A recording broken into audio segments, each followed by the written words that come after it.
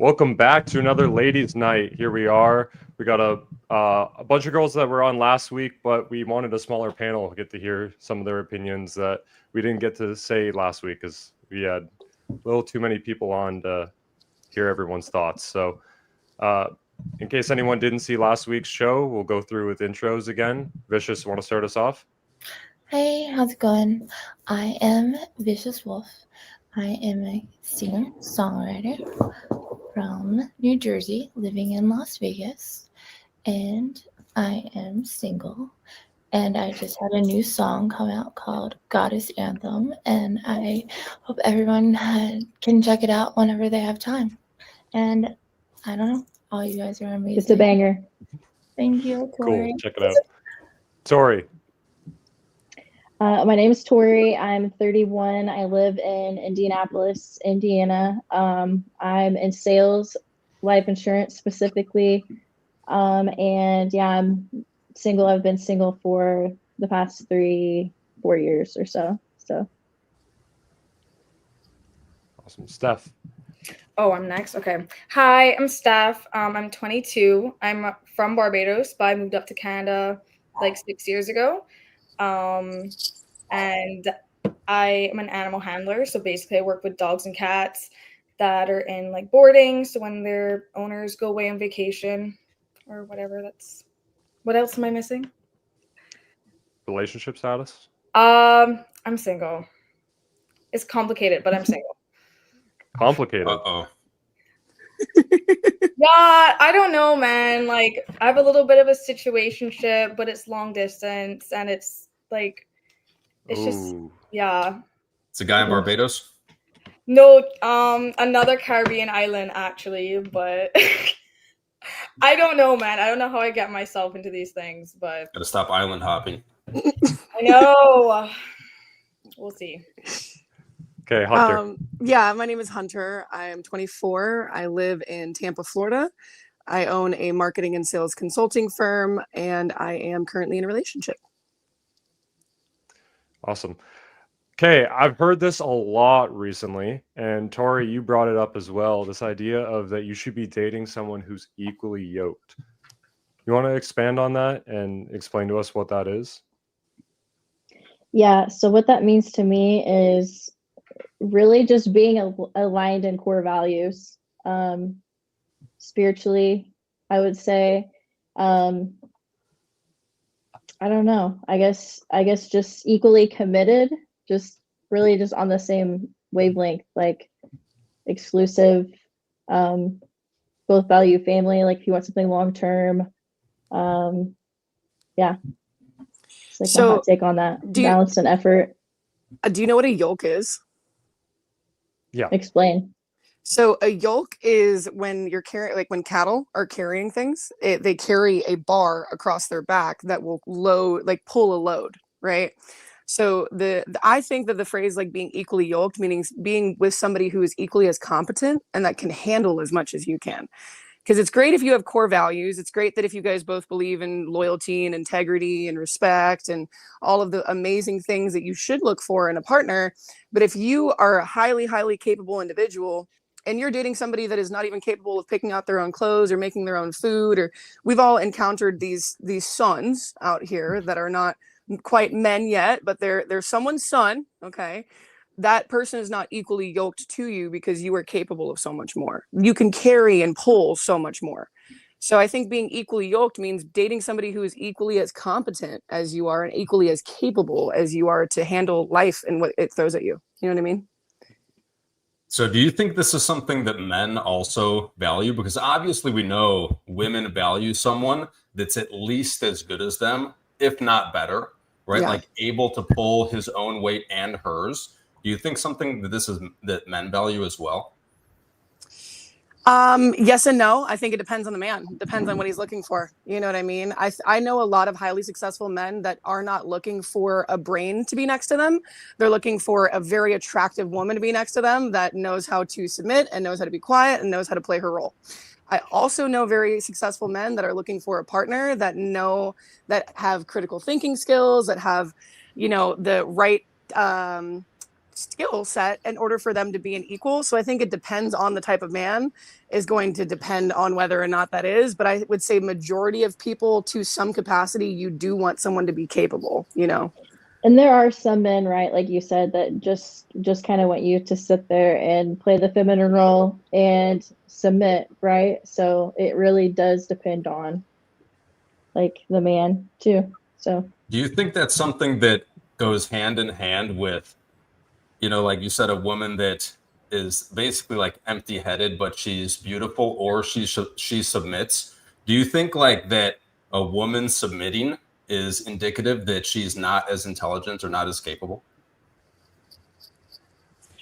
Personally, I don't think so. I think that it takes a certain type of intelligence to understand who is worthy for you to submit to, because a submittal for a woman requires trust and requires that the other person is going to protect you and lead you in the right position. And if you make the wrong decision and you submit to the wrong person, you could potentially put yourself in a very dangerous or not beneficial situation.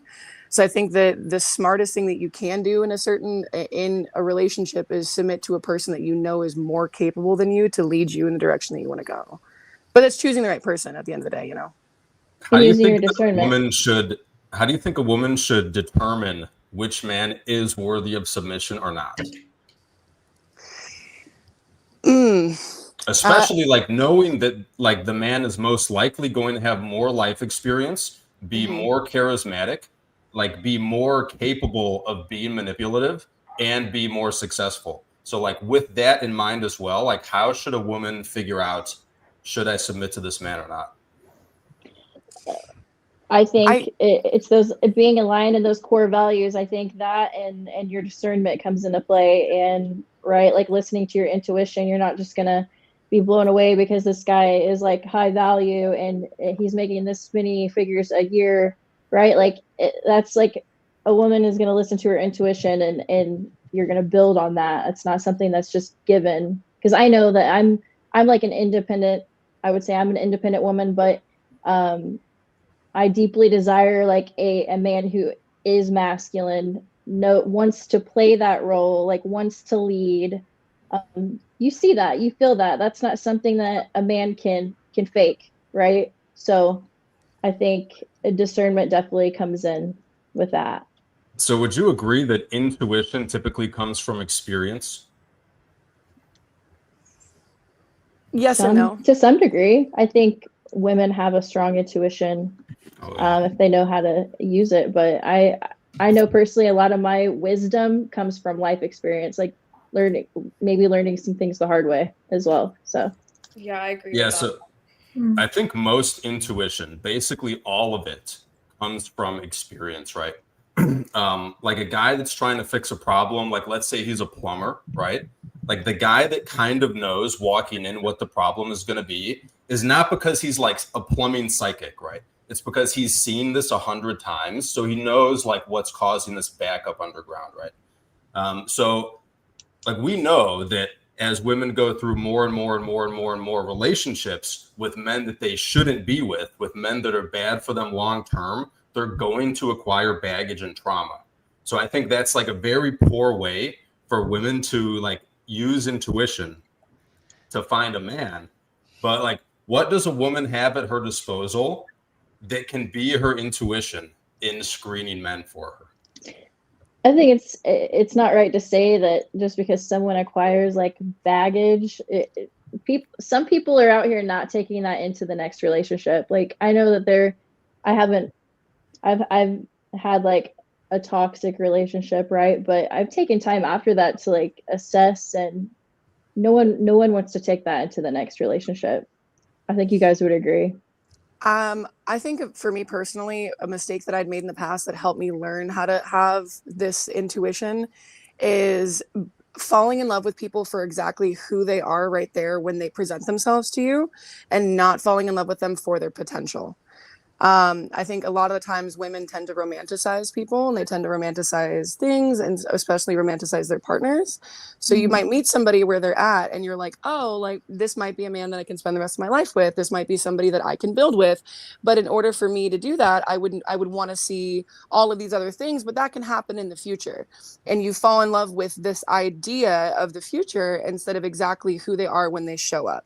So that was what my biggest thing, and that's what I learned in like my life was when it came to this time, like this round of me finding my partner, because I date to marry, like me finding my partner, me looking for that person, is if that person never changed, if they never changed a single thing about themselves, would I still want to spend the rest of my life with this person as they're showing up right now?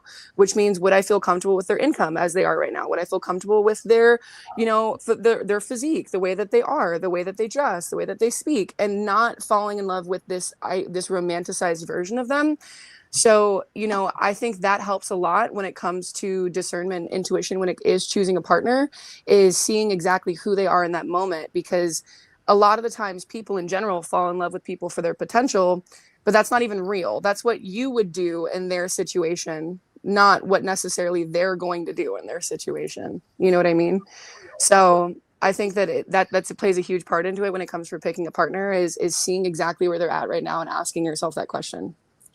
Well, so this is like the biggest problem that I have with this idea of women's intuition is what I've seen is usually like women use this intuition they have to use exciting, like unavailable toxic guys to use their red flags essentially as a blindfold.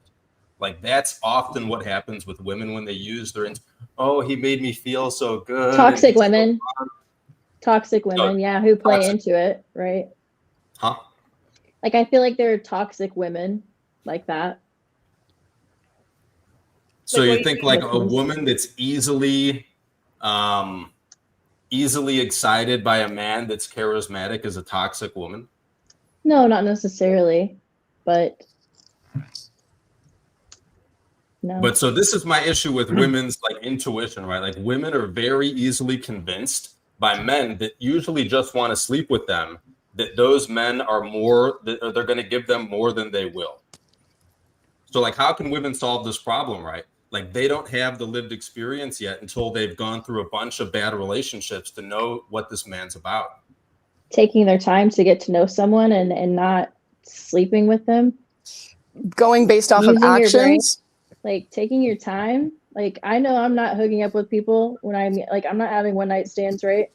Like I've dated people for a year and not slept with them. So using your just clear mind, like taking your time. What's the rush? I'm not just giving my body to someone, just because they paint a good picture. How long do you think it takes to get that good picture of someone then? Depends on the person. Depends on how much time you spend with them too. I don't know, like 3 to 6 months, I would say. Also having life experience too, though, because like a guy can come off as being like the most perfect guy, and if you're not like seeing those red flags because you haven't seen like similar patterns in a relationship before, like you're not gonna know. So I feel like now I can pick up on red flags a lot quicker than how I used to, just because of like similar patterns from last relationships. Whereas if I didn't have that experience before, I would like fall into the same trap for my next one. So, but do you think it would be better if a guy that you were with however many years ago, 6-7 years ago, before you had these shitty relationships, like if you selected him better, if you had the experience, the intuition to better select him, and you didn't have these shitty relationships, would you prefer that? Do you think that'd be better? No. I don't know, man. I've not been in good relationships. And 6-7 years ago, that's what I'm saying. Like, if you could wave a magic wand and the first guy you were with was a really good guy, do you think that'd be better for your life? Yeah. Like if I was with a good guy, even if it was like my first relationship, however old I was, if he was a good guy and it was a good relationship, then I mean, like, sure, like I know there's some high school sweethearts that exist and they're like happy and in love for years and years, but that was not my case at all, obviously. You think that's unrealistic? obviously, like the fact, okay, it would be very rare for that to happen. I'm very lucky with my parents where, I mean, they got married at 22 and have like 3 kids after and are like in love with each other. And I think like growing up seeing that, I think got very unrealistic expectations of what it would be like dating guys. So they fell in love really young, and I can see that they're like each other's world, right? But that's not how it is for a lot of people, or especially nowadays, because that was like 20 something years ago, right? And I Yeah. think that I try to like, I don't know, kind of like what Tori and Hunter were saying. So it's, I fall in love with the idea of these guys, but not necessarily who they are. Or I can like see the potential that they can become. Um, and instead of it kind of like going uphill, it then goes down because they put on a front for who they really are. And then I'm like, okay, like this is going in a good direction. And I can see the potential and like how things can go, when in reality, then all the red flags start coming out, and then it just like kind of goes to shit. But I hold on to that idea of who I thought they were in my head, if that makes sense. I'll say If that only, go ahead. I would probably say no. Like, and here's the reason why. Because I think that I wasn't the best person and I wasn't a good woman in my first relationship. So if you made my first partner that I ever had, if you made him the perfect man, I think of back on how immature and how toxic and how like just not a good like woman I was. I mean, I wasn't a woman at the time. I was a girl, you know what I mean? I think that I would have ruined that man entirely. If he was a good man, like really truly a good man, I would have ruined him because I was not a good woman. And so it took me the failed like relationships that I've had, it's taken that in order for me to self-reflect and become the woman that I am today that is worthy of attracting the good man that I have right now. Do you know what I mean? So I would say no, simply based off the fact that I would have probably have traumatized that guy. And personally, like I'm forward focused, so right, like I'm not looking back. I'm just like focused on like that next relationship being better, looking at the past only to say, okay, maybe I wasn't like, how can I improve, or what do I not want to repeat, right? And I think that's when you strengthen that muscle, like you know what to avoid, you know how to show up, right? And I think it's about showing up as that version of yourself that you want to be able to attract the type of man that you want. So TC, Yeah, any so thoughts on the right? last thing that Hunter said about she actually thinks no, she needed all the Well, we'll bad maybe get into relationships? that. We'll maybe get into that a bit sideways. I want to ask Steph more about the things she thinks are different from now and when her parents got together that make it less likely. But before that, the whole thing I was getting at here is if only women had a person, young women especially, in their life that loved them, wanted to protect them from bad men, and had a life of experience with how men work by being a man. Their father. Mm-hmm. That's who you need to ask about the men you're dating. I agree. It's very valid. That's extremely valid. Because no amount of intuition is going to make a better decision than he will. Yeah, I get that. So, Steph, what types of things are different from today and when your parents got together that you think contribute to this difference in like people getting together and generally being happy and getting married and having children and living a long life together? Well, I mean, there weren't things like the social media and dating apps. I mean, like it was so different back then, obviously, right? Like my mom was away up in university in America, and my dad was back in Barbados, and they're like writing letters to each other because they didn't have a phone to just pick up and FaceTime each other, right? So I think that It was ye old Tinder was the love letter. yeah, like things were definitely just a lot more like older back then, or I don't know, just the fact they had to pick up a landline to, like, my mom would have to pick up a landline to call my dad, and if my dad wasn't home, you know, like there's no mobile devices or anything like that. It was just, I don't know, man. Like I don't know what I think I was born in the wrong generation, to be honest, but I think I just have like a lot of unrealistic expectations because the world is very So you different now. talked about social media didn't exist, and maybe that was one of the things that contributed. And then you said, maybe I have a lot of unreal expectations. I do. Do you think that was caused by social media? It's possible, yeah, for sure. Maybe. I mean, social Something media to think is like, about. it's in my everyday life. It's in a lot of people's everyday life, right? Like, Yeah, your mom, when she was 21, she didn't have a 33-year-old dude with a 40-foot yacht that was like in her DMs, no. making her ignore your dad, right? Yeah. Making her be like, "Oh, this guy's a dork. Let me go on this fucking yacht." Yeah. Yeah. And like to my dad, like my mom was his like eyeballs, right? So I don't know. They built a lot of their life together from very young, like started their own company together. Like they're very hard workers. And the loyalty that they have for each other, like up to this day, is just it's crazy. But the guys that I date, I should be looking to date guys like my dad, but I'm not. And then my dad Well, like and guys will very easily convince you that they are that guy you think you're looking to date that's like your dad. yeah. Right? But your dad's going to see through it. Yeah. Yeah, he was What like are the expectations that you have for a guy? well, that I know that they're not going to cheat on me cuz I've been cheated on before. Just like I think I'm very trusting, and maybe that's like more of a naive part of me, but I think I'm too trusting.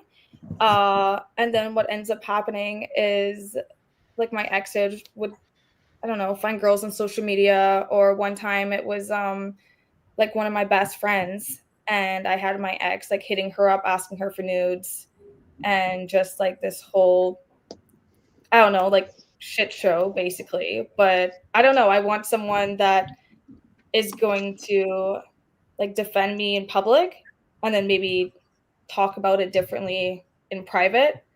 Um Someone that's going to be loyal to me, that's going to have my back, that I don't have to worry about if they're going to parties or there's going to be other girls there, because I have trust in that person, right? And I think that trust is like the main thing, that and communication.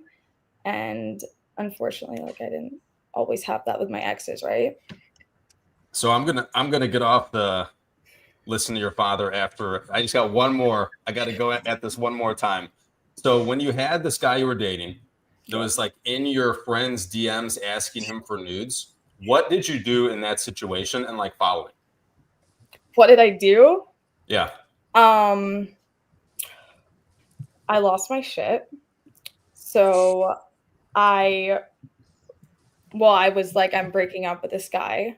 I went to his work, and I like got glittery. Always a smart move.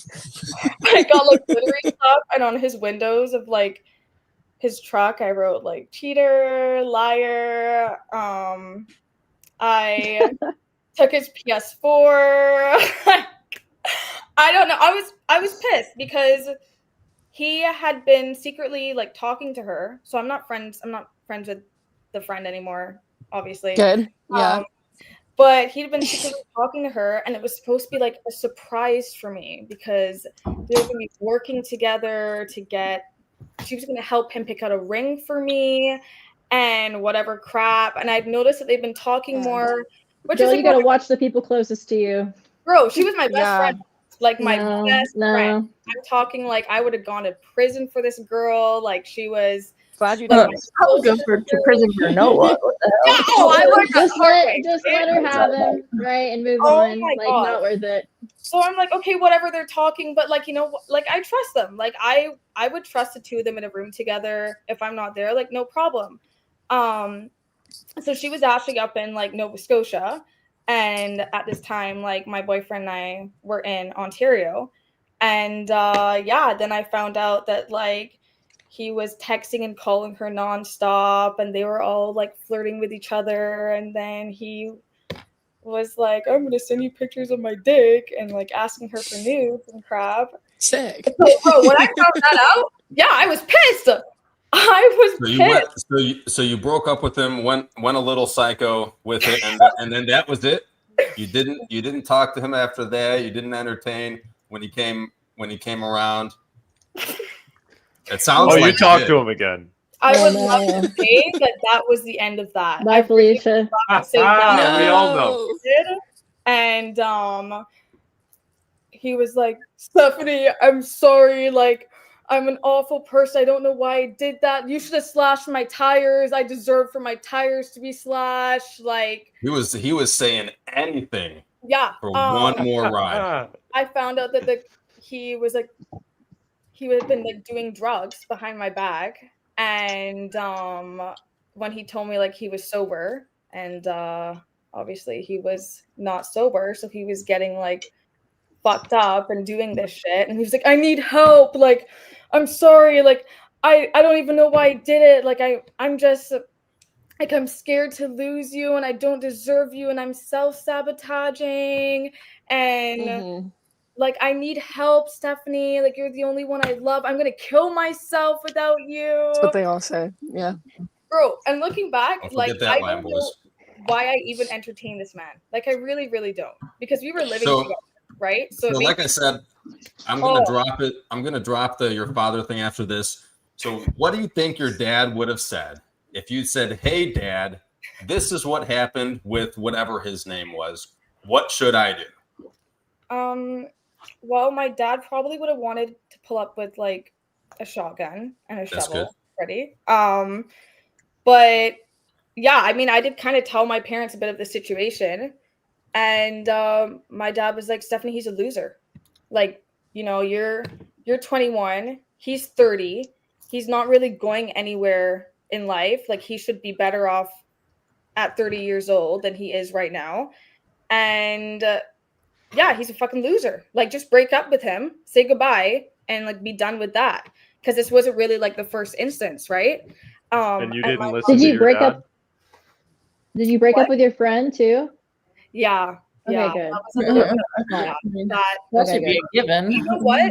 Honestly, I miss my friend more than I miss him, because Usually. and You that always was a do. really tough learning experience for me. Is that boys come and go, right? Like you can have multiple boyfriends, whatever. Like I always say, like, you know, the boyfriend might not be in the wedding, but my best friend will, if that makes sense. Because she That was wasn't like, your best friend though, because she was willing to do what she Yeah. did. Hater. no, Yeah. right? Like she had her own insecurities, and she She'll was be in the wedding with her boyfriend, and Yeah, with Steph will not be your there. boyfriend. yeah. Yeah. Well, I literally said they could have each other because I was like done with that. But you know, she's been Smart. with me through multiple stages of my life and used to be a really good friend. And things started going downhill for her, and I just didn't even like recognize her anymore.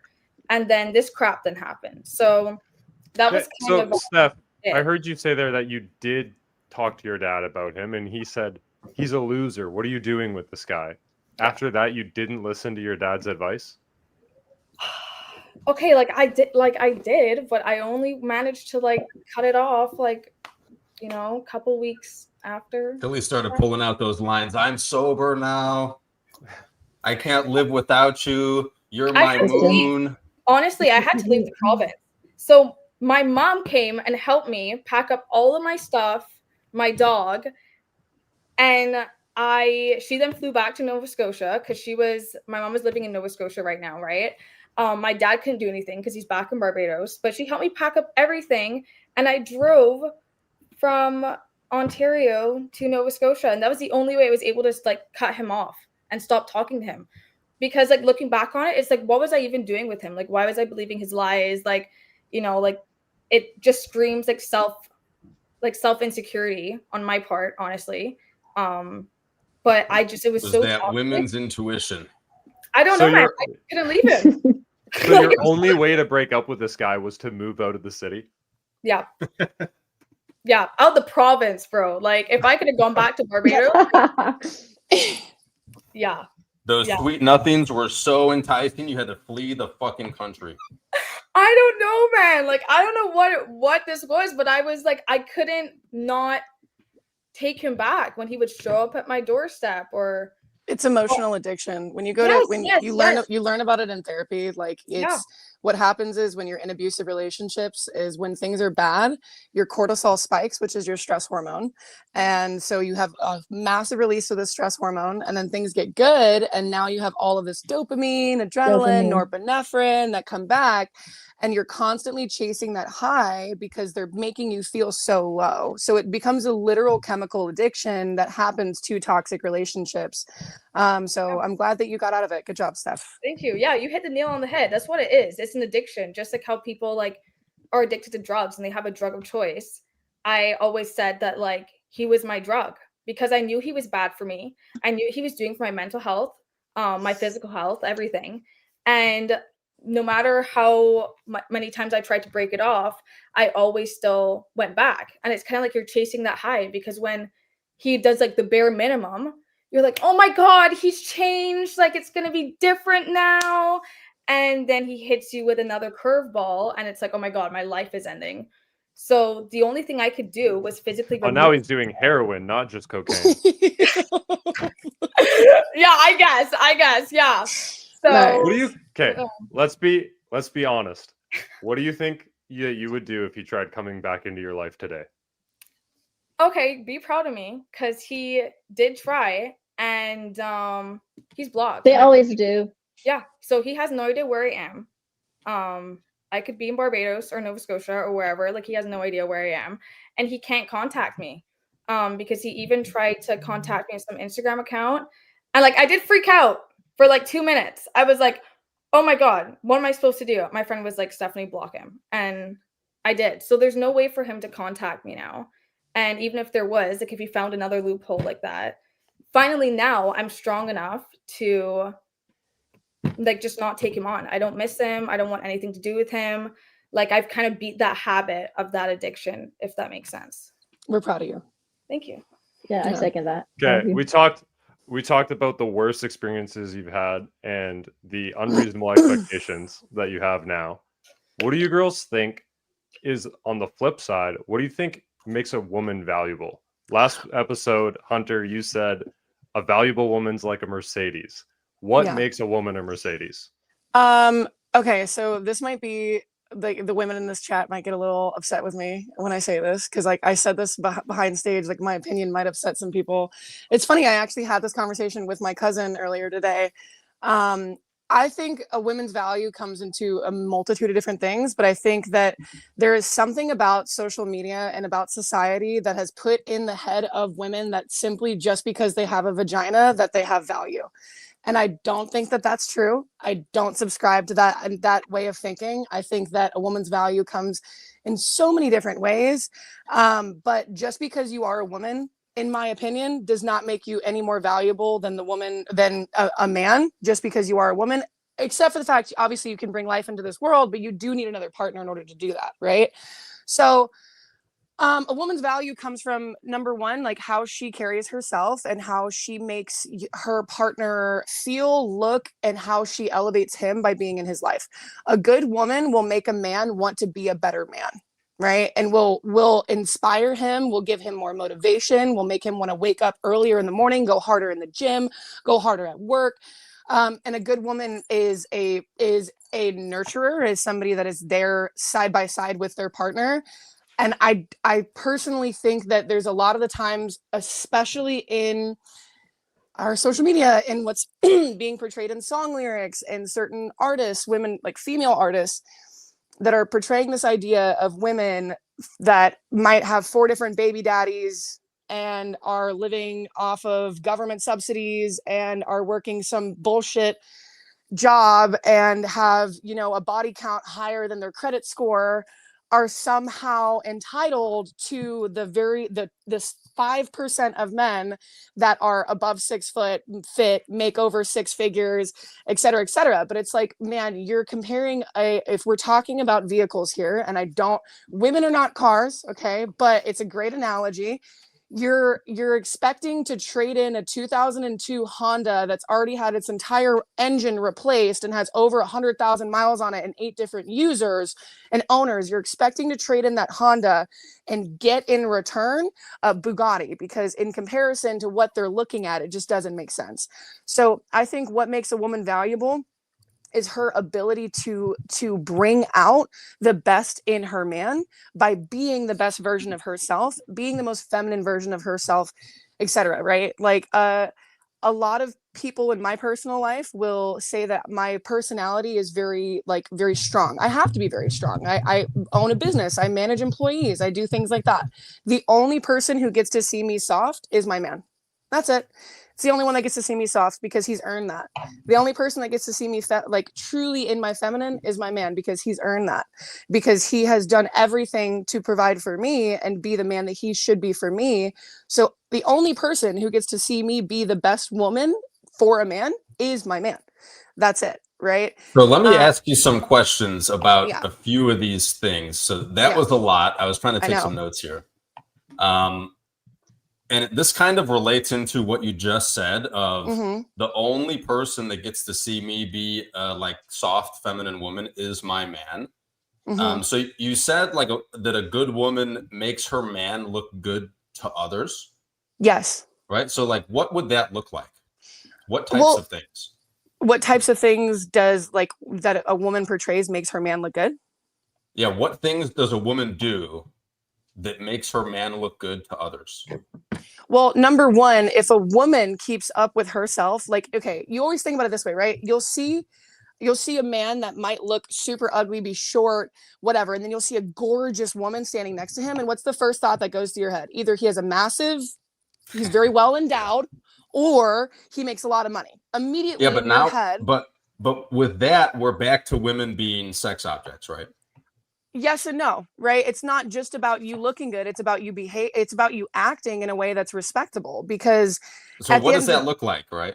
I don't know, man. If you're shaking ass on Instagram and you're posting, things of you twerking with your friends in the club, but then you go stand next to your man that owns a business and that is supposed to be, this well-respected man, and his employees can pull up and be like, yo, is this your girl? And can pull up on their Instagram and be like, oh, I'm going to go home and to your wife, right? Because she's putting that out there.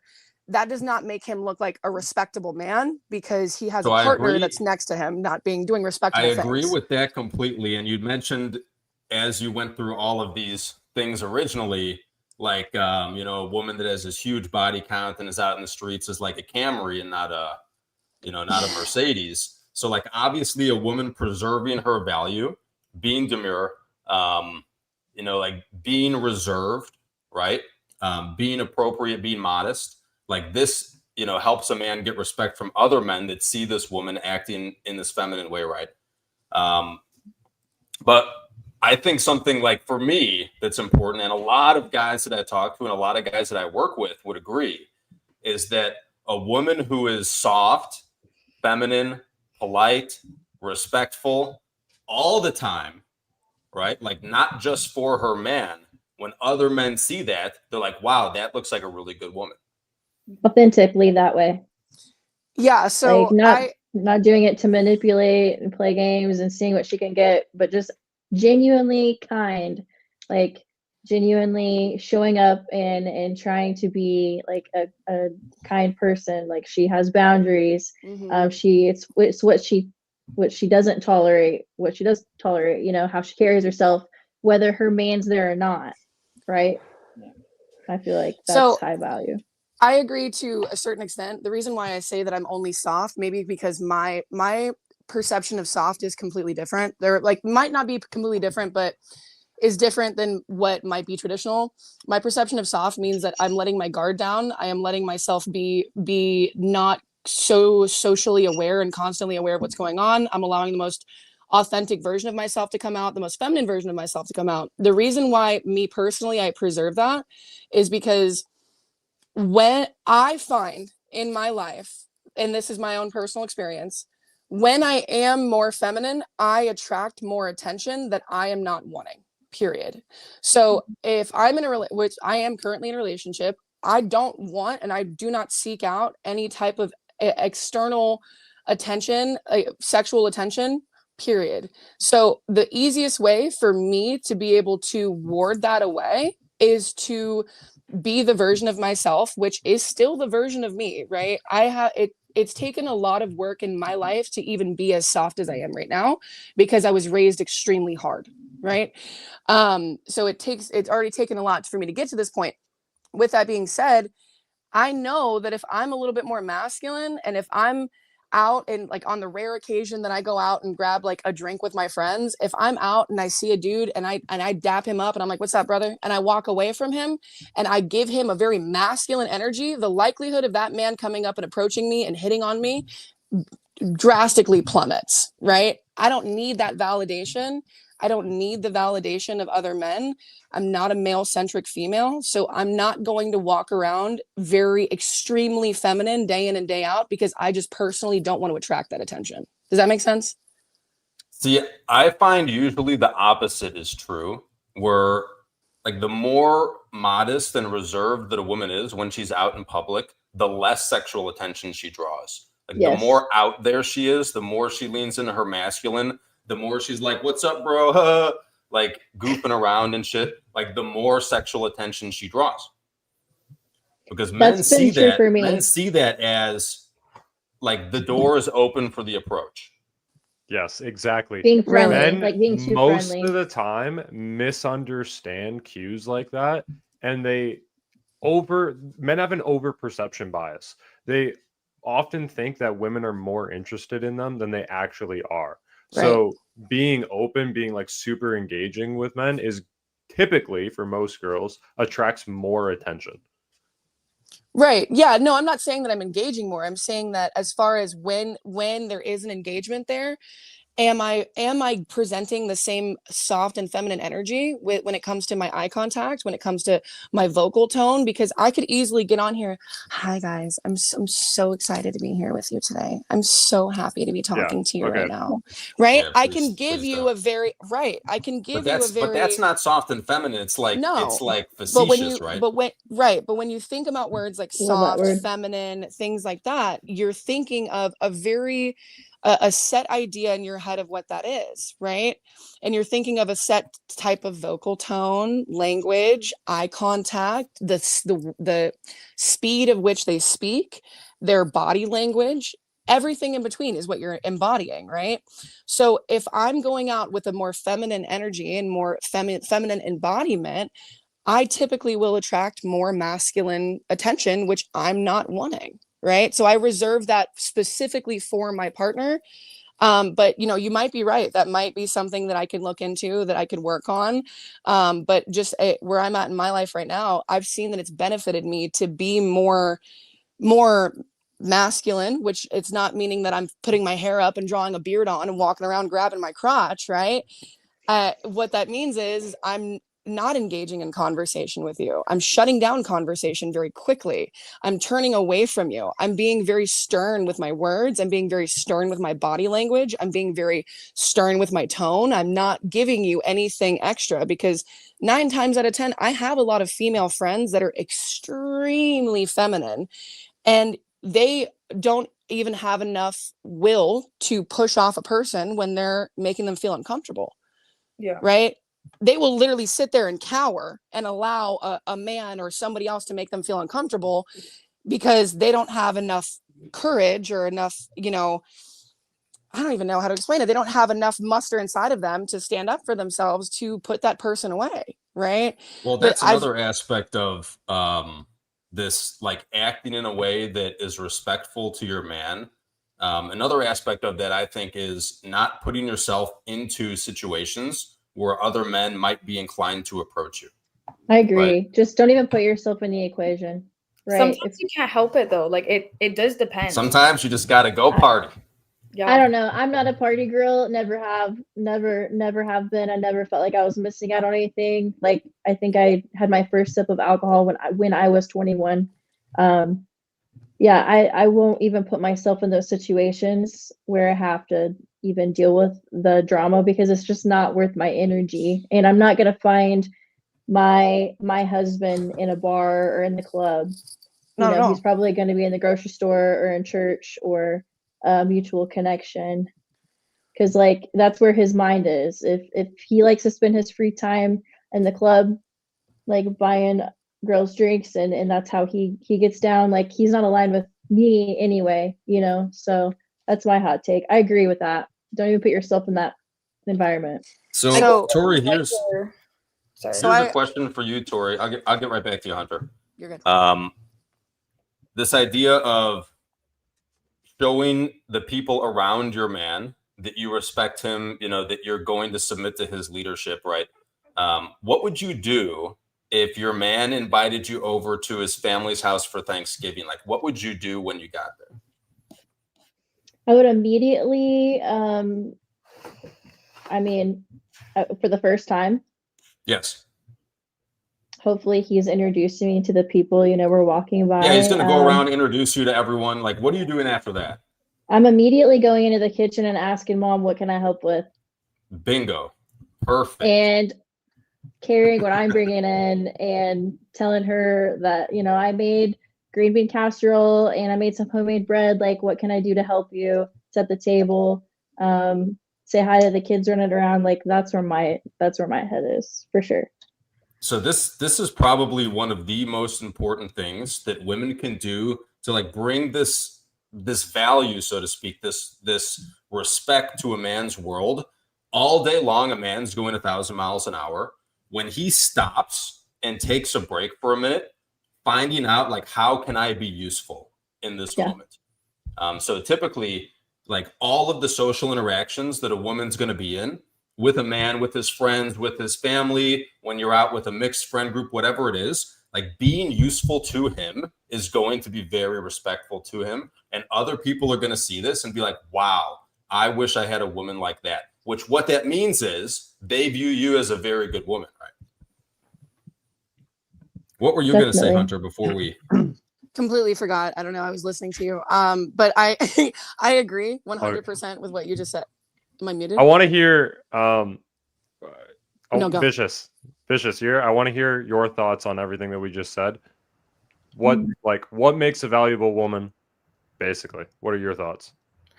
Well, I mean, I feel like every woman is like unique, and also a really like every man's opinion of what like their idea of what makes a woman valuable is different too, you know? Like some men may like a woman like Tori that doesn't want to go out and party.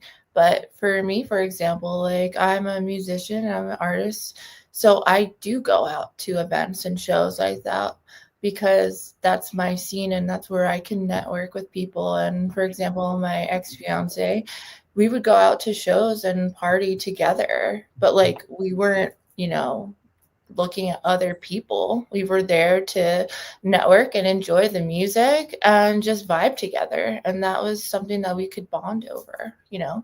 So everyone has a totally different idea, but I feel like it's about finding like what resonates with you. Like Tori says, like, I'll go to the grocery store, I'll find my person. And, you know, you might find a person I haven't anyway, yet, but I feel like I always feel like it's when you're not looking for it too. That's when it happens, you know, when you're trying too hard. And like, I feel like that's when like it's never really gonna like show up. But when you're not least expecting it, I feel like that's when things really happen. And when you're not really putting any like pressure on things and letting things just happen organically, you know, like when you're being present in the moment and then you just genuinely like aren't like maybe afraid to like just bear who you truly are rather than being like, oh, I'm gonna put up this front of like I can't be myself, or I want to like not show too much interest in someone that I'm not interested in. Like, you know, if like Hunter's saying like, oh, I'm like gonna say, hey, what's up, bro? But because you don't really have any interest in them, so you don't want to put up that like facade that you have interest in them. So you're just gonna like kind of show up like, hey, I see you as a brother. Like, so don't even try to like come at me like that. Just, and it's not to be rude, but it's just to like not waste anyone's time. So Do you second the other thing that Tori said? Like, your man invites you to Thanksgiving with his family. You walk in, the first thing you're doing is going to the kitchen, seeing what you can help with. I mean, it depends on if you feel comfortable like with that person's family, because sometimes if you don't know anyone, you might be shy and you might like be like, oh, I don't know what to do. But if you maybe just want to be like, hey, like if you've never met them before, can like show up like, hey, is there anything I can do to like help? And they might be a good way to bond with them and get to know them, you know, just by doing like mundane things. And that's how you can like just spending quality time with people.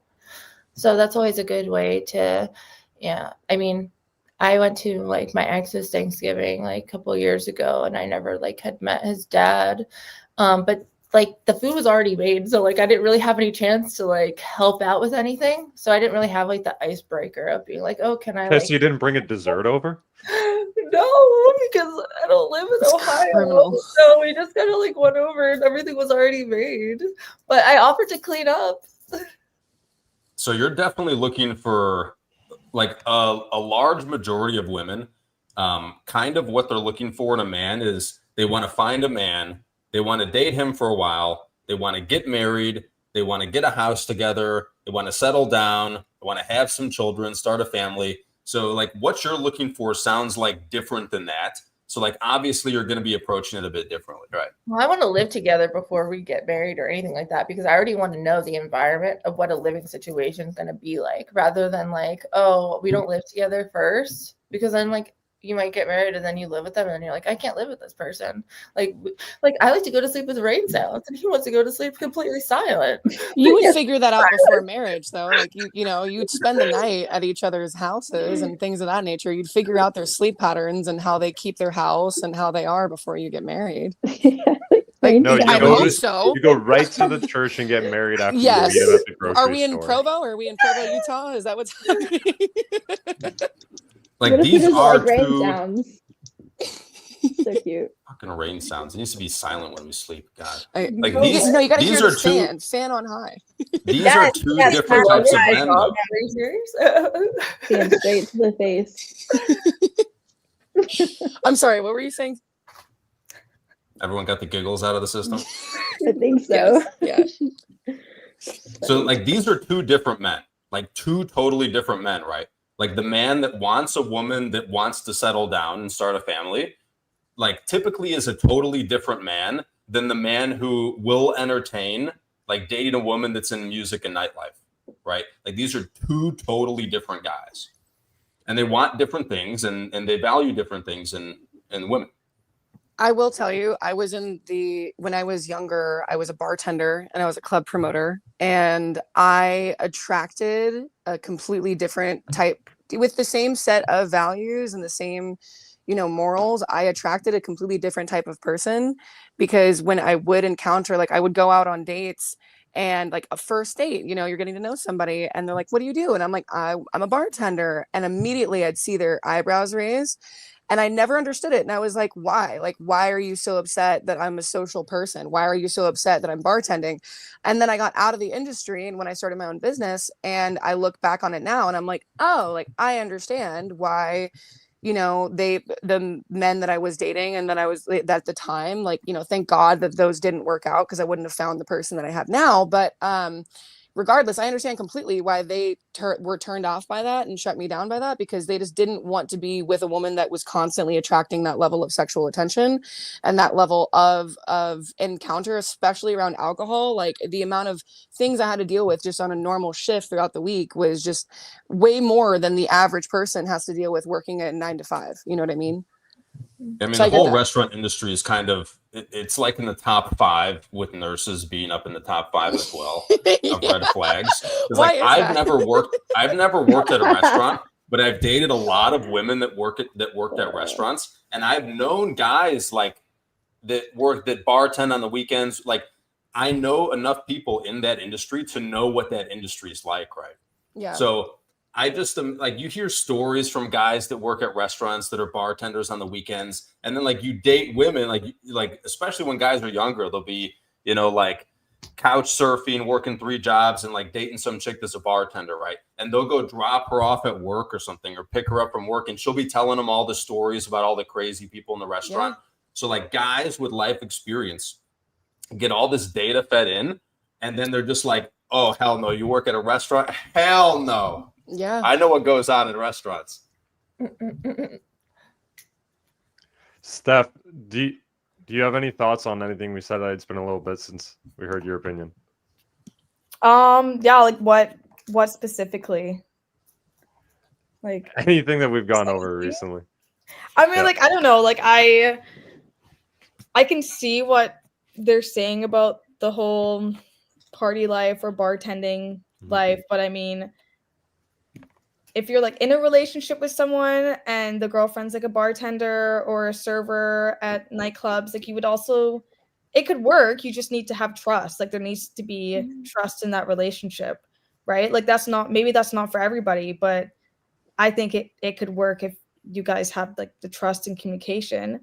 But unfortunately, like guys are gonna hit on you wherever you go. Like I can be in scrubs coming home from a late shift, feeling absolutely disgusting and skateboarding into a Dollarama, and I still have guys hit on me. And I'm like, ew. That doesn't mean that they want to wipe you up though, right? Like, I guess, but I don't know. Like, you're gonna have guys hit on you all the time, regardless. It's not the same level as being a bartender or No, going out to the club, though. I mean, yeah, like I don't know. I'm not a bartender. I don't club or party anymore. Like I definitely used to. Like when I would go, I'm more of like my friend's bodyguard, because if a guy is getting too close to them or making them uncomfortable, what are you gonna do to the guy that's getting too close to him? oh, I'll instantly like cop block them, or if I'll bark in their face like a dog. Like I don't care. And like they'll be like, whoa, like you're just trying to cop block me. And I'm like, yeah, I am. Like, get away from here. Like, she doesn't want to dance with you, bro. Like, pick up on the signs and go take it somewhere else. And then they're like, Jesus, like, okay. And we'll like walk away when like they're not picking up the signs from my friends. But like obviously, like there's not much I can do. Like I'm 5'5". Like I can't, if a 6-foot guy tries to like, you know, I can't really So do you're anything. gonna nothing that you're gonna say no for your friend. Because like we have a code, right? So if they give the guy like a fake name, I know that like they're not interested in the guy. Or if I can see that that guy is like really coming on to her, and I can look at her and see that she's very uncomfortable with the situation and is not trying to like continue wherever it's going, I can pick up on that. And sometimes they're not as outgoing or as forward as I am, because I don't put up with that stuff, especially if they're saying no or they're not interested. So then I'll tell the guy, I'm like, do you want me to make a scene right now? Because if they really don't start to listen and are just grabbing and touching my friend, and don't want this guy touching them, I'm like, I will make a scene, bro. Do you want me to make a scene? Do you want me to get security over here? Because I'll do it. And then they'll tend to like back off. So sometimes you have to be a little bit more pushy with them. But sometimes like my friends can't, if that makes sense. And So, this like, is why wow. no man with a fully developed brain would take a woman seriously that wants to go to a fucking club. Yeah, I haven't been in a long time. I went a couple months ago, but I was sober. Probably in the last 2 years, I've gone to a club like, I don't know, 3 or 4 times, and I haven't drank. So that way I can always like, I'm at like the top of my game. It's more for like my friends try to convince me to go, but it's not something At the top of your game for what? like, so that I can Barking know like a dog in the club. Okay, no, but like I obviously, if you're drinking and you're under the influence, you're not going to pick up on other signs. Like, I don't know if any girls have been roofied before or in here or whatever, but it's obviously Have you been roofied? Yeah. Like it's not fun, right? So I don't drink anymore. Like I'm not a drinker. But so if I do go, like yeah, sometimes I maybe have like less fun or I don't stay as long. But so something I will say is like I think that there's a moderation and there's constantly like an exception to these things. I think that the analogy of like, yeah, no, I don't think man or woman, nobody wants a club rat, period. Nobody wants a bar rat, period, right? Like whether they be men or women, like it's a huge red flag for me if I hear that a man is out at a club every single weekend. Like that's just, you don't have hobbies, like you don't have things that you want to do with your life, like, you know, etc. But, you know, there is like a healthy medium. Like you know, since me and, you know, my man have been together, we've gone out dancing. We love to dance. We listen to the same music. So when there's like an artist playing at a venue that is a club, we're going to go and we're going to dance together. We're going to have a good time. He stays sober because he is in the mindset of like, hey, like I'm here to protect my woman. Like I want to make sure that we can drive, everything's going to be okay, etc. But, you know, it allows me to like have a little bit more fun and like have fun with my friends. But, you know, it wouldn't be, I don't think that it's the entire idea of going out to a club or going out to a bar should be demonized, because, you know, there are ways of doing it in a way that is respectful and in moderation without it seeming like you are just there to like throw ass or pick up chicks. You know what I mean? Well, this is like, we hear this a lot, right? Girls saying, oh, I'm going to go to the club.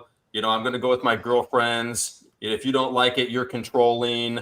And then we hear stories from women. Like, we know what happens at the fucking club, right? Yeah. We hear stories from women like, I'm going with my friend so that when a man starts groping her and won't stop, I'm going to bark like a dog in his face. So then, like, when a woman comes to me, she's like, I want to go to the club. I'm like, you're fucking crazy for even bringing this up and thinking this is a thing that's going to happen. Now, like, it's different. You're with a man. You both like country dancing or something, and you go to like a local country bar and you have a good night. That's totally different than the club, right? I learned that the hard Even way. if it is that you like dubstep or something like that, and we're going to excess, we're in Vegas and we're going out to a club together, but you're going out with me. There's a difference between that and I'm going out with the girls and bye. Totally. I think also, like, I had this conversation like in a previous relationship. I think I said this like last week a little bit. Like, in a previous relationship, I was very much like, I had a partner that would say these things to me like, hey, why do you want to go out with your friends? And I would always be like, hey, why don't you come with me? Like, I would love for you to come with me, because obviously I'm going to feel more safe having my partner, my man there with me, right? And he would just be like, no, I'm not going. But I also don't want you to go. And I want you to make, like, I don't want you to go to any concerts. I don't want you to do, there's a guideline. There's like a very, very fine line, right? I think it's controlling if the person tells you that they wouldn't go do it with you, and then tells you that you're not allowed to go do it within means, right? If someone says like, hey, I'm going to go to the strip club, and they're like, I'm not going with you and you shouldn't go because it conflicts with their morals, that's different than being like, hey, Tiesto is playing over at, you know, this venue. I want to go see this concert. Come with me. And they're like, no, you're not going to that because I know what happens at EDM concerts and I know what happens, and you're going to put yourself in a bad situation. But also, I'm not going with you. Like, that's controlling instead of the other one being supporting. You know what? No, I'm all for it. I'm all for it, because this is exactly why I don't date women who won't go sleep with other women with me. That's your preference. But yeah, I mean, like, guys that have been around the block, like, we know what happens at music festivals. Like, we've been to some. I've never been to one. We've been on the men's like debauchery side of what happens at music festivals, right? So yeah, it's like his issue was when, and this is something that he values, and that's fine, right? His issue was, he said, I don't like when you do this. I'm not cool with it. And I'm also not going to go with you. I'm not going to go fucking babysit you at a rave. So his issue was like trying to make you not go beyond just saying that, right? He should have said, and if you do go, I'm going to have your shit packed when you get back. Right. Well, this is a completely different scenario, because now I'm in a position where I actually respect the man that I'm in a relationship with, and I actually do value his guidance and I do value his leadership.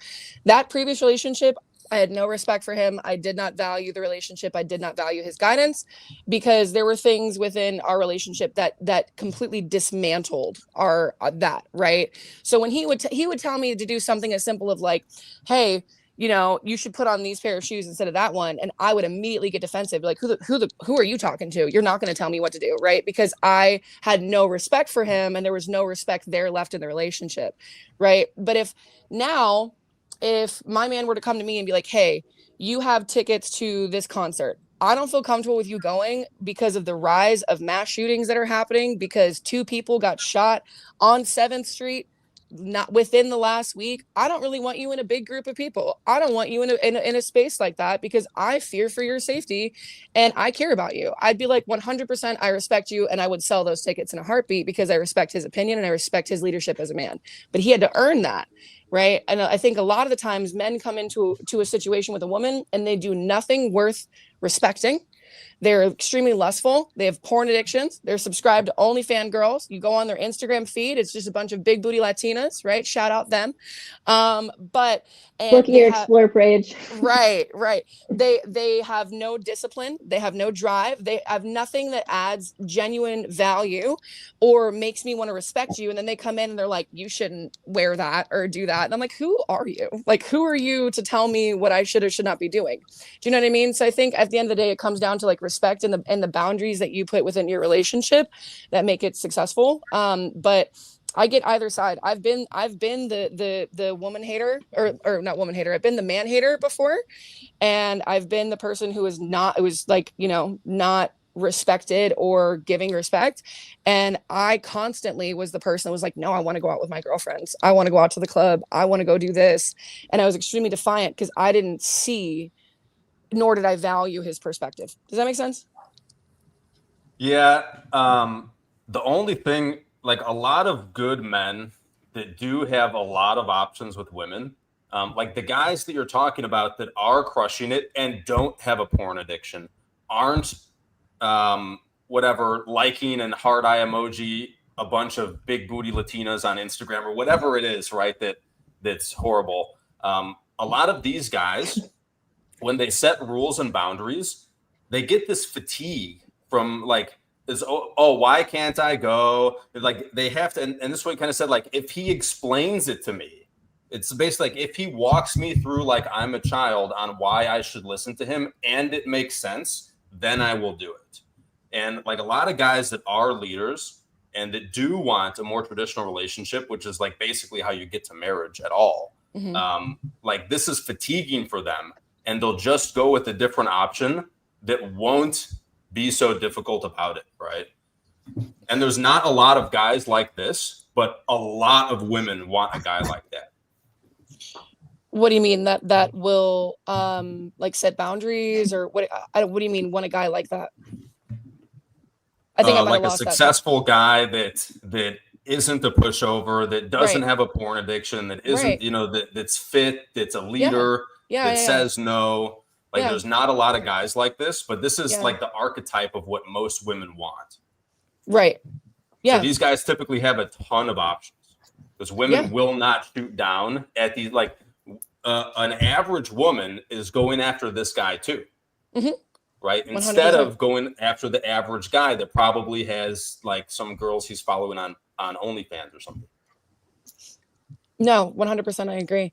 I mean, like I said prior, like my perspective and how I've been in a relationship through me, like number one, my prefrontal cortex developing fully, shout out, getting older, going through life a little bit and having to go to therapy, take my ego, set it aside. I've learned to understand the value in a man's leadership, but that took me finding the right leader and someone that I felt like genuinely could lead me, right?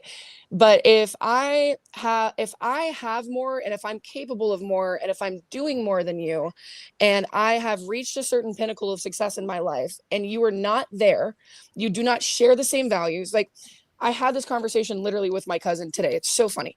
I haven't watched porn in 13 years, right? It is against my belief system. It is against what I choose to operate within, period. Have you read any books? Can be destructive. No, I don't even read smut books, right? She said the same thing. She was like, I might not watch porn, but I listen to smut books. I was like, that's still porn, babe. Women. Like that's porn. Instagram really is porn for women too. But. I've never even heard of that. Smut books? Never heard of that. Nice. Wow. Where am I at? But I won't do what I like. If I want a man who is healthy, then why am I going to consistently be unhealthy? And this is what Tori was saying about like being the person that you want to attract. If I want a man that doesn't watch porn, Why do I have a porn addiction? Why am I reading smut books? Why am I thirst trapping on TikTok comments? Do you know what I mean? Like, I'm going to behave as the person who I want to attract. So if I am this certain person and you are not at the same level as me and you are trying to lead me, where are you going to lead me to, brother? How am I supposed to follow your lead and respect you? Right. So I think a lot of the times what happens is that was the reason for my defiance, is I had a person who was not equally yoked, or a person that I felt like. But your guy now is, right. Yes. You Oh my respect him, God. you trust him. So this is what I'm saying. And maybe this is just like unsolicited shit that I'm trying to tell you, right? Please. But yeah, go ahead. The way that you were talking about, like, oh, he's going to tell me I don't want you to go to this concert because, and he's going to make it make sense why. Like, I think you still want the rationalization. I do. Like, you're worried that maybe he's not right because of baggage you acquired in past relationships that you can't put down and walk away from. I don't think it's that I'm worried that it's because of my baggage. I'm just a highly analytical person. So like, I want to know the why for anything. Like, that's just kind of how I am. Like, and when I'm doing something, I will explain the why as to why I'm doing it to you, because I assume that you're the same way. And it's not because I don't trust him. It's because like, I want to know your reason why, because I am just built that way. But I understand you're expecting a person to be like, hey, jump. And they're not going to be like, why do you want me to jump? Right. You want them to just immediately jump and do what they need to do, which is something that I should probably work on. You're right. Well, but so it's basically for men, like when a man loves a woman and wants to protect her, provide for her, lead her, and guide her, like he's not going to tell her to do and not do good things, basically, other than what he thinks is best for her. Right. So like, if you do trust this man to lead and guide you, just try to surrender more, because like I talk to a lot of guys that are in this top 5% of men. And this is something that a lot of them like talk about. Like, it's exhausting at times when a woman makes leading more difficult. Right. Like that's fair. We want, that's valid. Like, this is kind of what I talked about, is when you show up to your man's life, once he like pumps the brakes for a second, just to sit down and like figure out what direction he's going to go in next. Try to be useful, like be peaceful, right? And it's kind of the same idea with that. And it's really hard to do, especially like modern women have a much harder time surrendering essentially to a man's leadership than women in the past, which I think is a big reason why relationships are so trash nowadays. But it's just something to think about. And it's not like having to have all these questions and all these, like, you need to make it make sense to me. It's not necessarily going to cause like a big argument, but it's kind of like this poison that seeps in and starts to eat away at things. And like, it does build some resentment over time. And then something else is going to happen later. And there's going to be an unnecessary argument because of this feeling that's been building, right? Like this lack of trust almost. It's just something to think about. Yeah, no, that's valid. I appreciate you sharing that with me. That's a thought process that I haven't had before. I appreciate that. That's why we need men who lead to teach us things. And do all the girls agree here that you need a man who leads? 100%. Like that's like a non-negotiable for me. Like, I need someone who is smarter than me, who is teaching me how to do things, like wants to show me how to do things and teach me things, right? Like, that's a major thing. Like mental stimulation as well. I want to go further into that, but we're going to take just a couple minute break here, run a video, and we'll get back. I really want to get down into that men leading. This episode is sponsored by yours truly. Brothers, if you're like me and you take what you put in your body seriously, you'll want to use the Unplugged Alpha supplements. An obsession with engineering higher absorption rates is what sets my line apart from the others. You want to make sure that you absorb as much of the supplements as possible so you don't end up peeing out expensive urine and wasting your money. My supplement line is made in the United States from the highest quality domestic ingredients. And unlike your typical cheap supplements in plastic bottles, only quality supplements ship in dark glass bottles to keep your supplements fresher, longer, and won't seep endocrine disrupting microplastics into your supplements that end up in your body. Nothing is a hard tablet. Everything is in an easily digested, bioavailable capsule. You can filter all products by your goals, including testosterone support, estrogen metabolism, fat burning, sleep support, and performance. Visit www.theunpluggedalpha.com/shop and use the subscribe and save option to get 10% off your recurring supplement orders. Or check out my popular testosterone bundles and save 17%. Guys, if you want to know everything I know today that I wish my dad taught me, start by joining the School of Unplugging. There are over 40 hours of never-before-seen videos in a private classroom that teach you how to create true wealth, create and manage relationships with women stress-free, and optimize your looks, and so much more. There's also a very well-organized discussion board and a members map for networking, along with weekly Zoom calls held by me and my team of experts with backgrounds in strength, nutrition, finance, investing, and entrepreneurship, all for a low monthly membership that you can cancel at any time. Go ahead and visit richcooper.ca, and on the courses tab of the website, you can navigate to the School of Unplugging and get started there. Guys, make sure you check out the rest of my website for my communities, requesting a one-on-one private consultation, or learning about my events. Now let's get on with the show.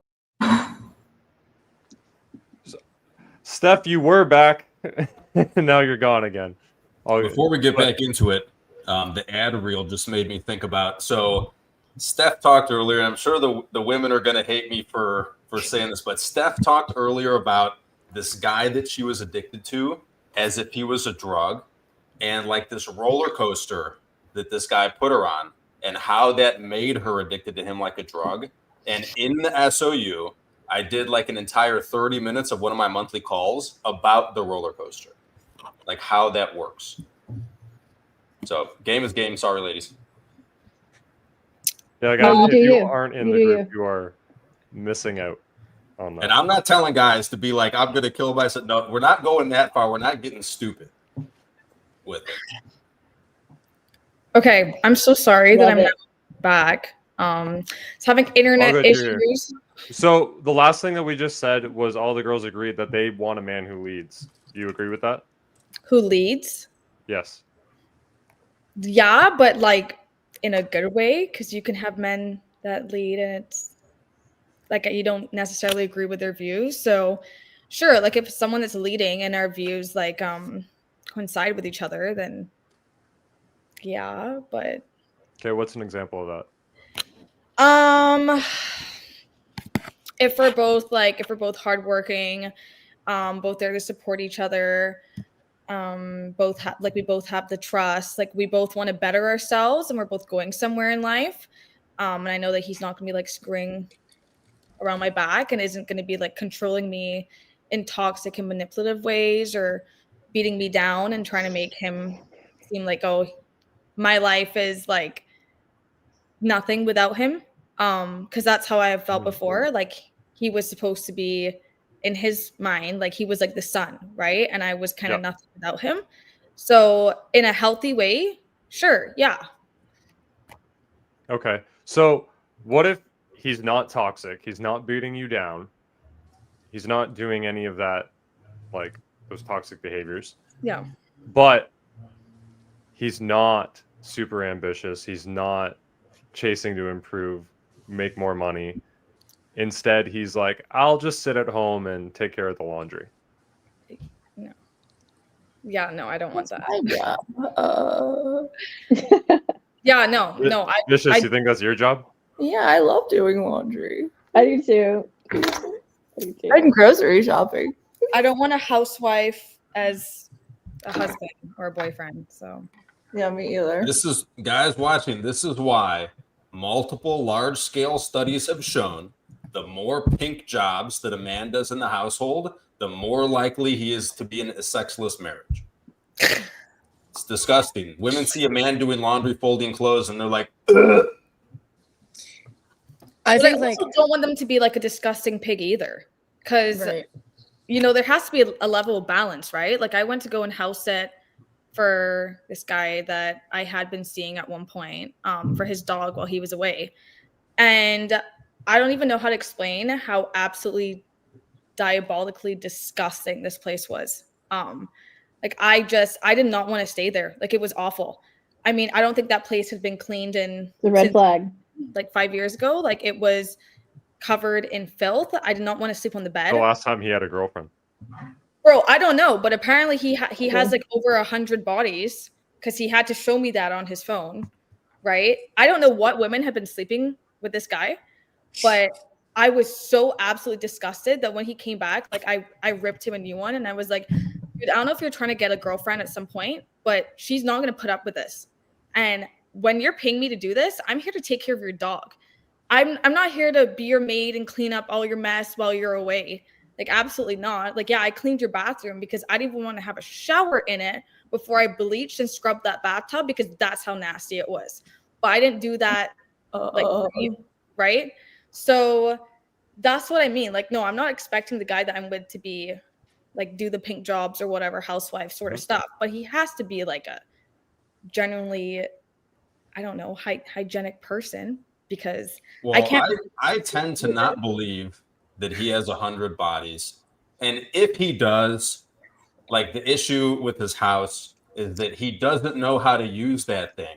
Because if he did, there'd be like women coming over every day and his place would be fucking spotless.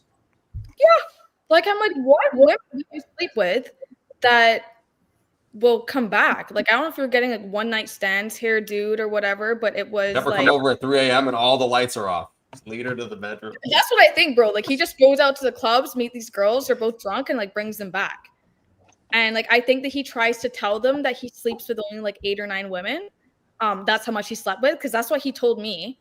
And then I think when I kind of popped off on him at one point for like cleanliness, he was like, oh man. And he was looking at his list to see, I don't know, to compare girls or something. And he showed me, and it was 115 women. And I was like, what the hell? So I think he tries to portray himself as some sort of guy, like good guy. Oh, I only have like 8 or 9 women that I've slept with, and I don't sleep around. I don't like girls who sleep around either. And it's Don't not get far away from that guy. Like, Oh, yeah. far Oh, away yeah. as possible did. from him. I would run the other direction. But I'm like, what women are you trying to fool here? And I don't think he was expecting me to pop off on him the way that I did. But yeah, I don't know. Like, How tall was he? like 6 foot. Was he jacked? He was okay. Was he hot? Yeah, like he was a good looking guy, but that made him like his attractive skill just. Yeah, I still don't know why none of the women he's sleeping with are cleaning his house for him. I don't know. So gross. Like, honestly, they should be in the morning. They should be sticking around for a little bit, cleaning up in the morning, and then his place should be spotless. Spencer, do you know how nasty this place was? I think the girls woke up and were running and were like, "Get me the hell out of here!" I don't know. I don't know. I had some legendary dish pits in my early 20s that some very lovely women took care of. No, you can't be doing like Back in the bachelor pad with the roommates. I don't know. I don't There's mind. a level of grossness though that like you can reach. Like I've seen my brother, for example, like the one that just came down from Indiana. My brother is like, I don't even let my brother in my house because he's so gross. Like I'll let him in, but I won't let him stay the night. Like he's the type of person, he smokes cigarettes, but he doesn't like to litter, so he keeps cigarette butts in his pockets, and he'll fall asleep with cigarette butts in his pockets with his shoes on and his toenails black. And I've seen him pull more women. And this man, like, I have an ongoing joke that, like, if you looked up bacterial vaginosis in a dictionary, it'd be a picture of my brother's face right there, because like 100, I've seen him wash his hands less than it's just so gross. Like he's just a gross dude, and his house, he keeps gross, but that man every night without fail, anytime he goes out, is pulling tail back to his place and is sleeping with these women, and these women are cleaning up after him. And I'm like, I don't understand it. I don't understand. That's insane. Game is game. If it works, it works. It's insane to me, but like there's a certain level of like uncleanliness and like lack of hygiene that should put you off from a person in general. Like there should be a level of hygiene. As a respect for yourself, you should keep your environment clean because you respect yourself and you want to be in a clean environment. You know what I mean? What if this place is spotless? You walk in and like the countertop is shining. Love it. Green Yeah, flag. great. Awesome. How you do one thing is how you do everything. So if his Correct. house is clean and he's orderly, then that means the rest of his life probably is too. And I don't know. Like He my doesn't need place to is be like a spotless clean freak, but he doesn't need to be a complete slob either. Like this guy had piss stains on his I bed don't know. mat. Like I went to I go can't be strip. with a messy Ew. dude. Yeah, I know. I went to strip the sheets because I was like, I don't even want to sleep on these things. And there was piss stains all over it. Like I wanted to just like die. Like when I tell you, like this apartment was nasty. And the thing is, it's a nice apartment. It's an expensive apartment. Like I know like it probably costs like good money to be there, but how he was treating it, it was like absolute slum. So I don't need the guy to be a spotless, like, I don't know, whatever, but he doesn't need to live like he's living out like a barn animal or something. Cause that it's just, yeah, no, it's gross. I don't know if I would have that conversation with someone. I don't think that I would waste my time like telling someone that hygiene and just being a clean person is a non-negotiable, right? Like that should be a no-brainer, I feel like. Oh yeah, no, yeah, oh 100%. Well, and here's so kind of back to the difference between women now and women of our parents or grandparents' generations. Like more feminine, more modest women of the past. Like if they walked into a man's house like that, like they'd run out screaming. 100% I Right? would. It would have been like a horror show. Yes. But women aren't like that now. Very, Definitely very low not as standards. much, as evidenced by Hunter's Yeah, very, very, very. cigarettes in the pockets, hasn't washed his hands in 3 months, pulling girls every night. It I am like blows grateful- my mind. I'm grateful. I know we got Steph's thoughts on this earlier, but I don't think we got all the other girls. So Tori, Hunter, Vicious, what do you girls think about like what's the difference between this generation and like your parents' generation? Like Wow. what has changed? What has made the dating scene so much worse now? So like I'm raised like very small town, like a small town, 1,500 people. My grandma played the organ in a Southern Baptist church for 40 years. Like my grandparents were married for 55 years. My parents were married for 20. They were divorced, but I was lucky to have a lot of that influence from my grandparents for a long period of my life. And, I did have a dad that, 6'2", masculine man, blue collar, like made sacrifices to keep food on the table, a roof over our heads. That shaped a lot of my perspective. So when I think of a man leading, it's like very masculine, right? Like my dad's been gone, I think I shared last week, 5 years, a month ago. But I'm so grateful that I have that example of what a man who truly, leads looks like. And yeah, a lot of those core values are gone. I think that social media can play a part in it, but at the end of the day, like those are choices. You get on social media and yeah, temptations everywhere, right? Options are everywhere. But at the end of the day, like it's really about like people standing strong and firm on their boundaries and their values, and so I think that's just like a crutch. Social media, like you have the option to say no. You don't have to slide in someone's DMs. You don't have to entertain people, right? If you have a man, you're in a relationship, you're loyal, he leads, like what else do you need, right? That's my hot take. Vicious, how about you? So Social I media is also- before we get too vicious. So Tori, social media, like there's been a lot of studies about this. Social media for women is essentially exactly like porn is for men. So like it Dopamine. fundamentally changes your brain and the reward system of it. Definitely. So like even if you're not engaging in like DMing people and doing this stuff, right? Like seeking, like extra seeking the validation, right? Like looking for men, whatever it is, responding to DMs, like it still is like a big negative on your psyche over the long term. Definitely. Like, because you're scrolling, dopamine hit, right? You're looking for that next thing. I agree. Yeah, it's definitely just the knowledge of the guys in your DMs is like fucking up your brain severely. It's fair enough. I don't really have people in my DMs though, but I understand what you're saying. Sorry, Vicious.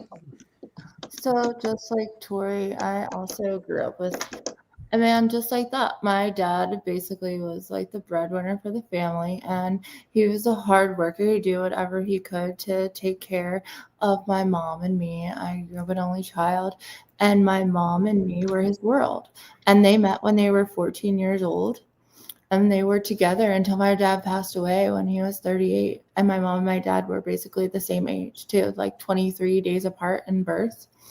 And my mom, like, she hasn't remarried she hasn't remarried since my dad passed away. I think she tried to date, but like she really knows that she can't replace my dad. And so I think she's just kind of gave that up.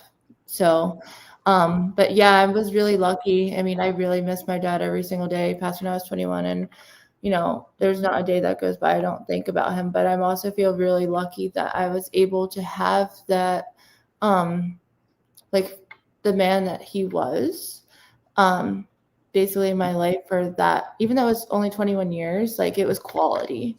And he showed me like what a man should be and what I actually want for my future husband to be. I want someone that's loyal, loving, hardworking, provides, and protects. And, basically his family should be everything to him. And What does loyalty mean to you? Just like ride or die. Like you're there for them no matter what, through thick and thin, through the good and the bad. You don't just like give up on someone at the first strike of maybe indifference or arguments, whatever. You go through things together, and like hard times, bad times, not every day is going to be happy. Not every day is going to be good. So when you're just together and you're for that person, and whether they're having a hard time going through health problems, financial problems, whatever it may be, like just have that person's back and know that you're solid with them. Like nothing will change that unless, of course, they do something to defy you or to basically give a reason to not want to have loyalty to that person, But also an open line of communication too, like just be completely honest and real. Because I feel like sometimes, you might, and I can also like look back on my past relationships and think like, I could have did this different, or maybe I could have communicated better. But also, everyone is different and people have different needs and wants. But also, if you can be open and real and have respect for one another's wants and needs. And if you're honest, like we might not always be accepting of what someone wants or likes, but if they're real and honest about it, you can always respect honesty rather than someone having to pretend or put on a facade just to suit your needs.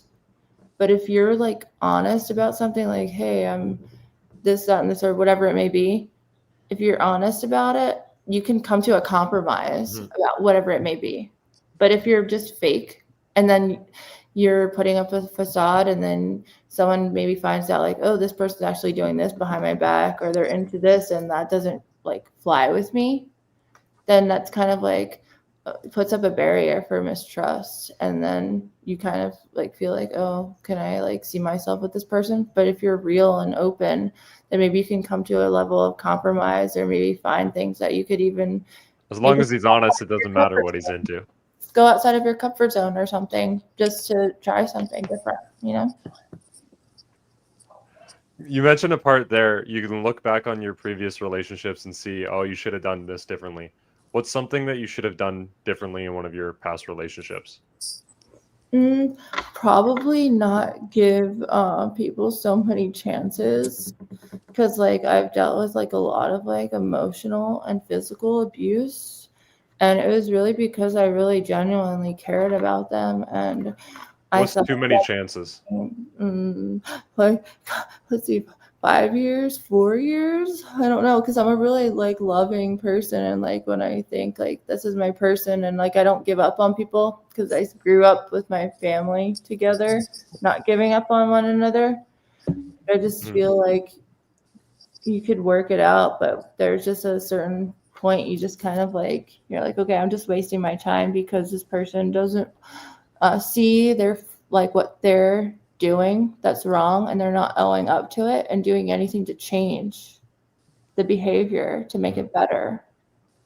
So basically just wasting my time and giving people too many chances when they probably didn't deserve it. But I was just such a loving, loyal person, and I wanted to see the good in them and wanted them to be with me forever. So I was just thinking maybe, if I give them more chances, maybe they'll change. But they didn't change, so I just wasted my time. Women don't change.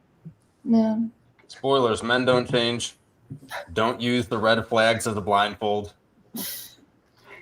Well, and then men know like what they can get away with too, right? So if you keep giving them chances, and I'm saying this because I've done the same thing, but if you keep forgiving them and giving them chances, they're just gonna keep pushing it each time to see how much more crap No they can get away tolerate. with. So Like I said initially, you teach people how to treat you.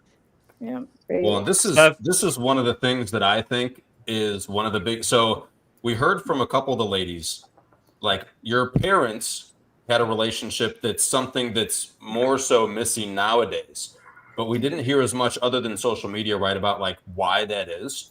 And like one of the reasons I think that is like men will rise to the occasion that women require them to rise to before sleeping with them, right? Like whatever you put in front of a man's path as a requirement before you sleep with him, he's going to do all those things. Yep. So back in the day, women would make men wait until marriage, right, before sleeping with them.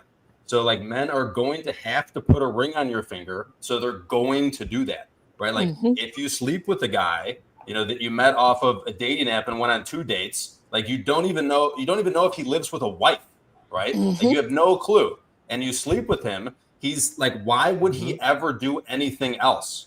Like what he wants is to sleep with you, and now he's gotten that, right? And Can I touch on that? Yeah, I'll get to you in a second. Like, maybe I can get you bent with this too. I don't think women are generally capable of making that decision properly on their own. So, like, women, when left to their devices, will use red flags as fucking blindfolds because the guy is exciting, right? He gives you the tingles. You're like, oh, I should wait till marriage, but you know, I'll just do this now. Like, he's excited. You know, this is a different guy. So, what we used to do back in the day was men, and even more so women, would shame women for being promiscuous. And that is completely fucking missing from society now. So like women are almost celebrated for like requiring men to do nothing before hopping into bed with them. And I think agree. like that is a ginormous issue. And we need to bring back shaming. We need to bring like the scarlet letter needs to fucking come out. You know, this is gonna help, and like it helps women, right? Like this is a good thing for women. Like this is bad for men. Like I'm saying we should go back there because that's better for women. Like men, like the guys that I talk to that, you know, have accepted female nature, like we love how it is now because it's just there's free pussy everywhere. Yeah. Right. Hunter, thoughts?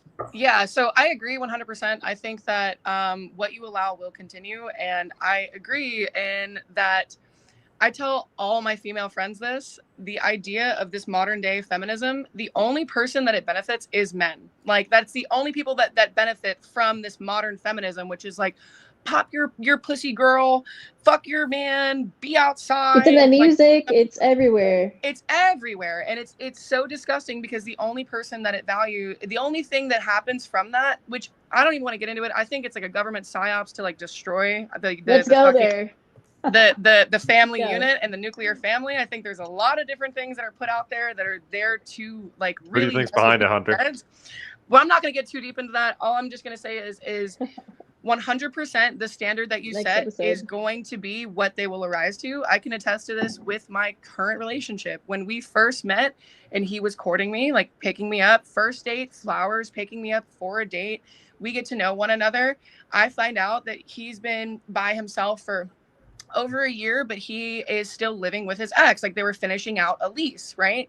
He had 2 months left on this lease And I told him, hey, listen, I'm not going to, no matter how I feel about you, no matter what goes on with you and I getting to know one another, I'm not going to have sex with you. And I don't feel comfortable committing to you until you are out of that situation, until that situation has been removed from your life, until I see that you are consistent with that, until I see that you are the right person. Because I was celibate for over a year after my previous relationship.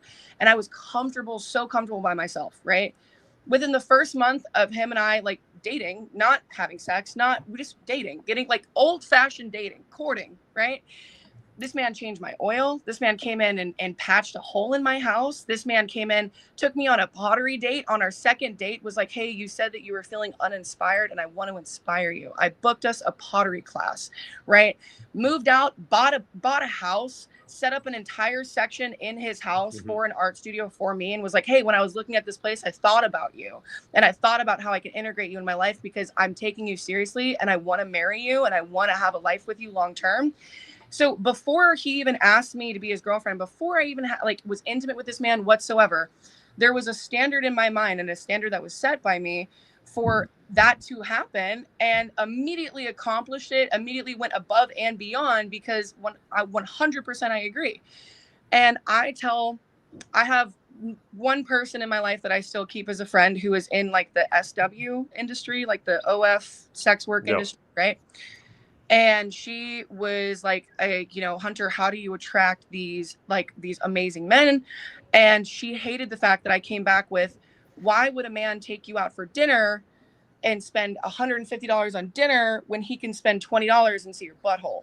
Why would that happen, right? There's just a certain level of accessibility. And when we're talking about the degradation of today's dating, I think a lot of it has to do with over accessibility. Back in our parents' days, we didn't have when they said there were bigger fish or there's more fish in the sea. Fish in the sea meant within your city, within the people that you knew, within what was going on right there. Fish in the sea didn't mean some person over in Wichita, Kansas, right? That you can see right there in front of your face. And so people, it's the local sexual market versus the global sexual market. Correct. Yeah, I agree. And I also agree with the over feminization of men and the hyper masculinization of women. That's an agenda. 100% is an agenda.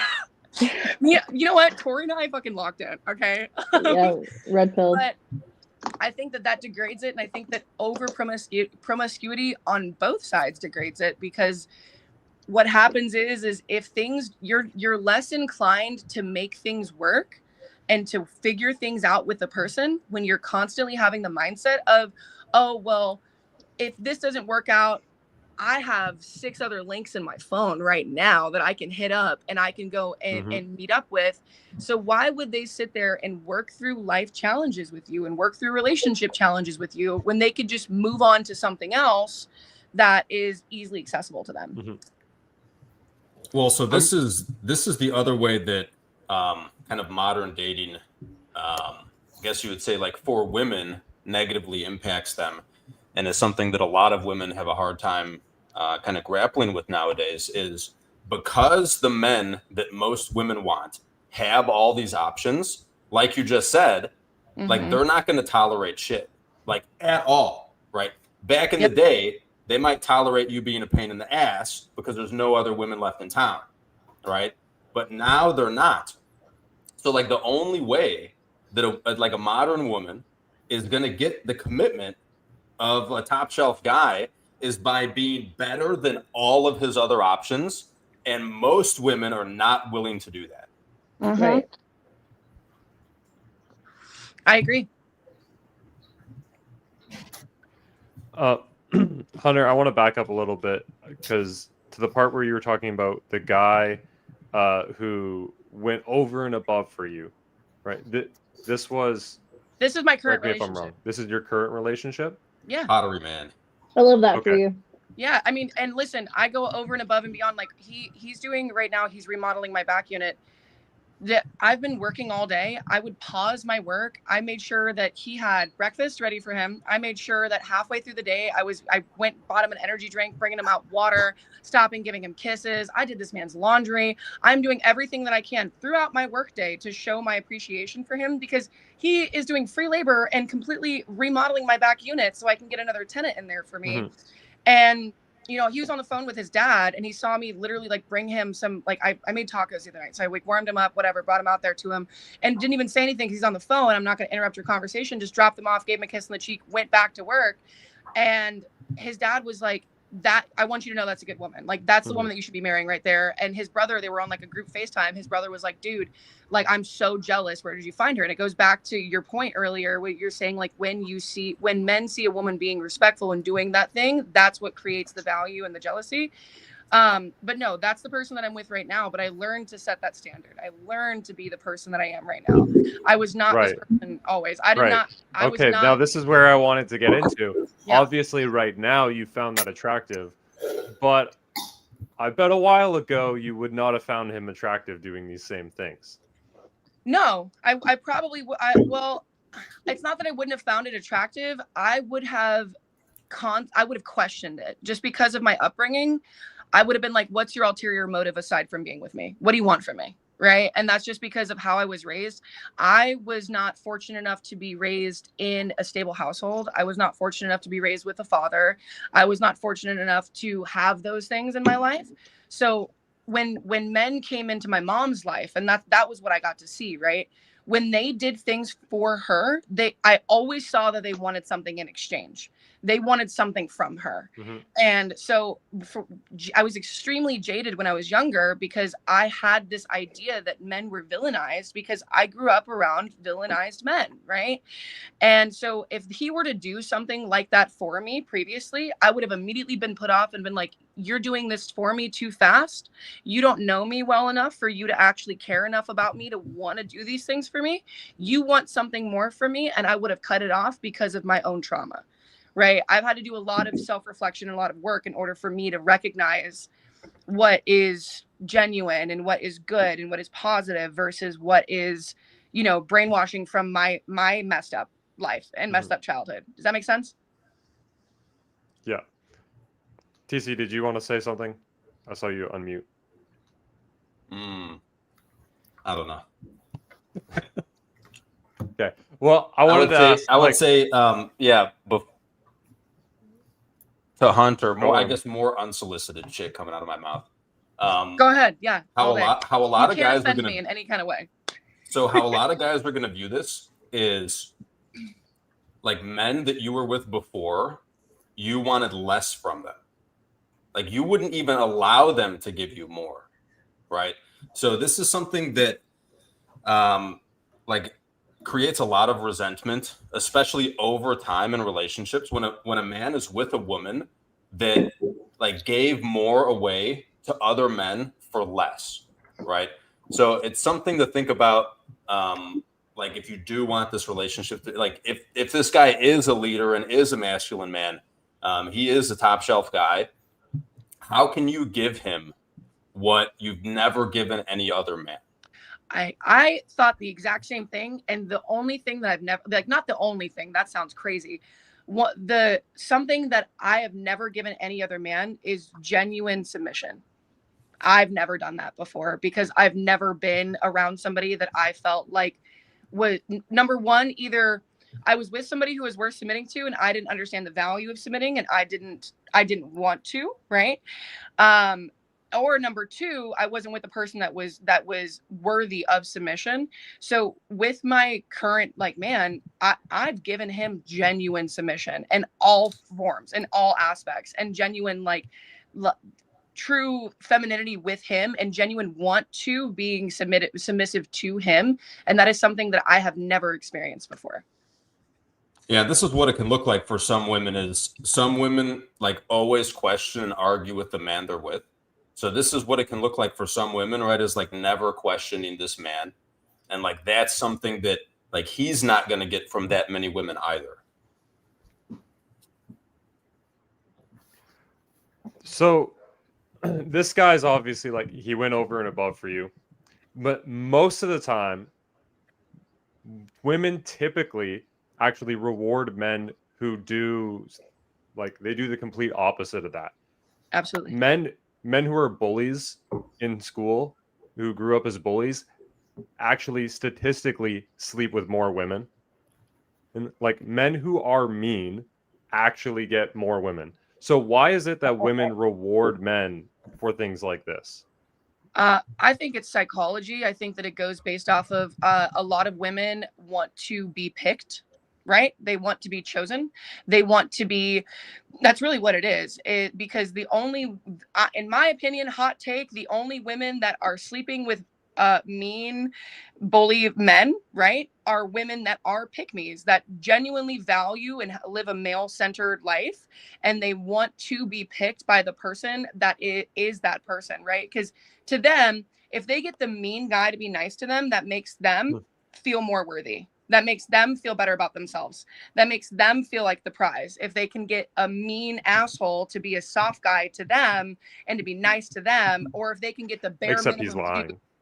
yeah, if they can get the bare minimum dude to open up his car door, they're like, oh my God, like Jeremy is such a good guy. Like he opened up my door and like he bought me dinner. And you're like, bitch, that should be bare fucking minimum. Like, what are you talking about here? But Jeremy has never opened up a door for another woman and has never taken out a woman to dinner. And Jeremy gets tail all the time because Jeremy is attracting women that want to try to prove that they're valuable because they have deeply seated insecurities and deep-seated abandonment issues from their childhood, my opinion. And That's as why soon we as need to Jeremy heal. starts opening the door for her every day, the attraction just fucking slides down to zero. Not necessarily. No. Depends on the woman, but if you in Not the at all. case of that woman, yes. She's a biological one. I mean, that's the only Good kind. Yes, we were distinction talking about nowadays. every You woman. needed that distinction nowadays. We're talking about women that came from Real. women through thousands of years of evolution. Um, I've always appreciated that, and that's because like that's kind of the standard. Like that's kind of. I know there's gonna be trolls in the comments. They're like, like that's kind of the standard. Like the guys that I've dated, they've been the kind of guys that open the car door for me, and that's like very much appreciated. Like, you know, that's also a mindset, but how you treat yourself is how other people will treat you. What standard that you set will be how men treat you. There have been Right, times so- in my life that I haven't valued myself, or when a woman doesn't see her value, doesn't respect herself, has trauma that maybe she's endured, or whether that's a toxic relationship or some kind of dynamic at home with her parents. You know, if she's not conscious of that, if that's all she knows, then she will unconsciously set that standard in every relationship. It's not until someone cares about her enough, or if she's been hurt enough, whether that's a guy or a girl, but talking about a woman, for her to be aware of it. that's valid. Right. So So, this is you know, this is typically why. So like a guy that will open your car door for you, you do Yeah. like that. You do like the gentlemanly act, love but at it. the same time, if this guy also is soft, like very kind, very soft, and he seems like he wouldn't ever hurt a fly, you're not gonna like him, right? 100%. So- I need a masculine that I can turn my brain off. Like, to put it in perspective, like I carry, you know, I'm a single 31. I live in the city by myself. I have a couple dogs, but I literally carry a 9mm with me everywhere, just because you just like never know, right? You don't let your guard down. But when I feel safe enough with a man that I can shut my brain off, and he's like, no, you don't, no, like we're going to dinner. No, you don't need your purse. Leave it here. Or like, no, you don't need that. Like, I got it. Like, where I can shut my brain off and he can lead, like that's when I can submit.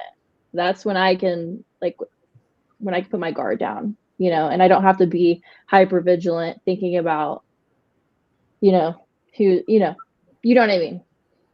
Yeah, so So- like the reason that women like Jeremy, who won't open the car door, like pulls up and texts you, I'm outside, right?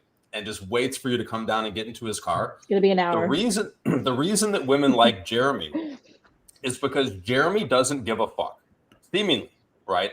And because Jeremy doesn't give a fuck, seemingly, this must mean that sleeping with you is not that important to him. So, like, Remove yourself in this situation. Women know the only reason that could be is if he can sleep with other women. So he has options, and it's like women must see that a guy has options with other women. And this kind of goes all the way back to women's intuition. And that's why I think women didn't really have to develop intuition, because how they select men typically is they look at a man that a bunch of other women have said he's a good choice, so they don't have to figure it out themselves. Like this is all the toxic behavior that you see from men, and you cannot figure out why you're drawn to that. It's usually either capacity for violence or options with women. The other girls, what are your thoughts? And like, you're never going to break this. Like this, there's millions of years of evolution. It's You biological. will never break this. It's like a guy sees a big ass in front of him, and he's just like, oh yeah. Like, he can't break that. I think Vicious, what do you think? Why? Unless you're the high value woman that's not sleeping with him, and you have that as well, right? So I know, like, I've dated guys that, obviously I'm celibate. I've chose to be celibate since last October, and you know, as long as the man is honest about what he's doing, and he's, you know, then I think that's fine. Like, you want to sleep with other people, okay, but it won't be when you're pursuing me seriously. Yeah, you just need the other 99.99% of women to adopt that also, so that these guys aren't just like, well, fuck it, I'll get it somewhere else. Right. Well, Because it as long creates, as there's an option to get it somewhere else, the guys are going to go elsewhere. It creates that magnetism, like, you aren't easily attained.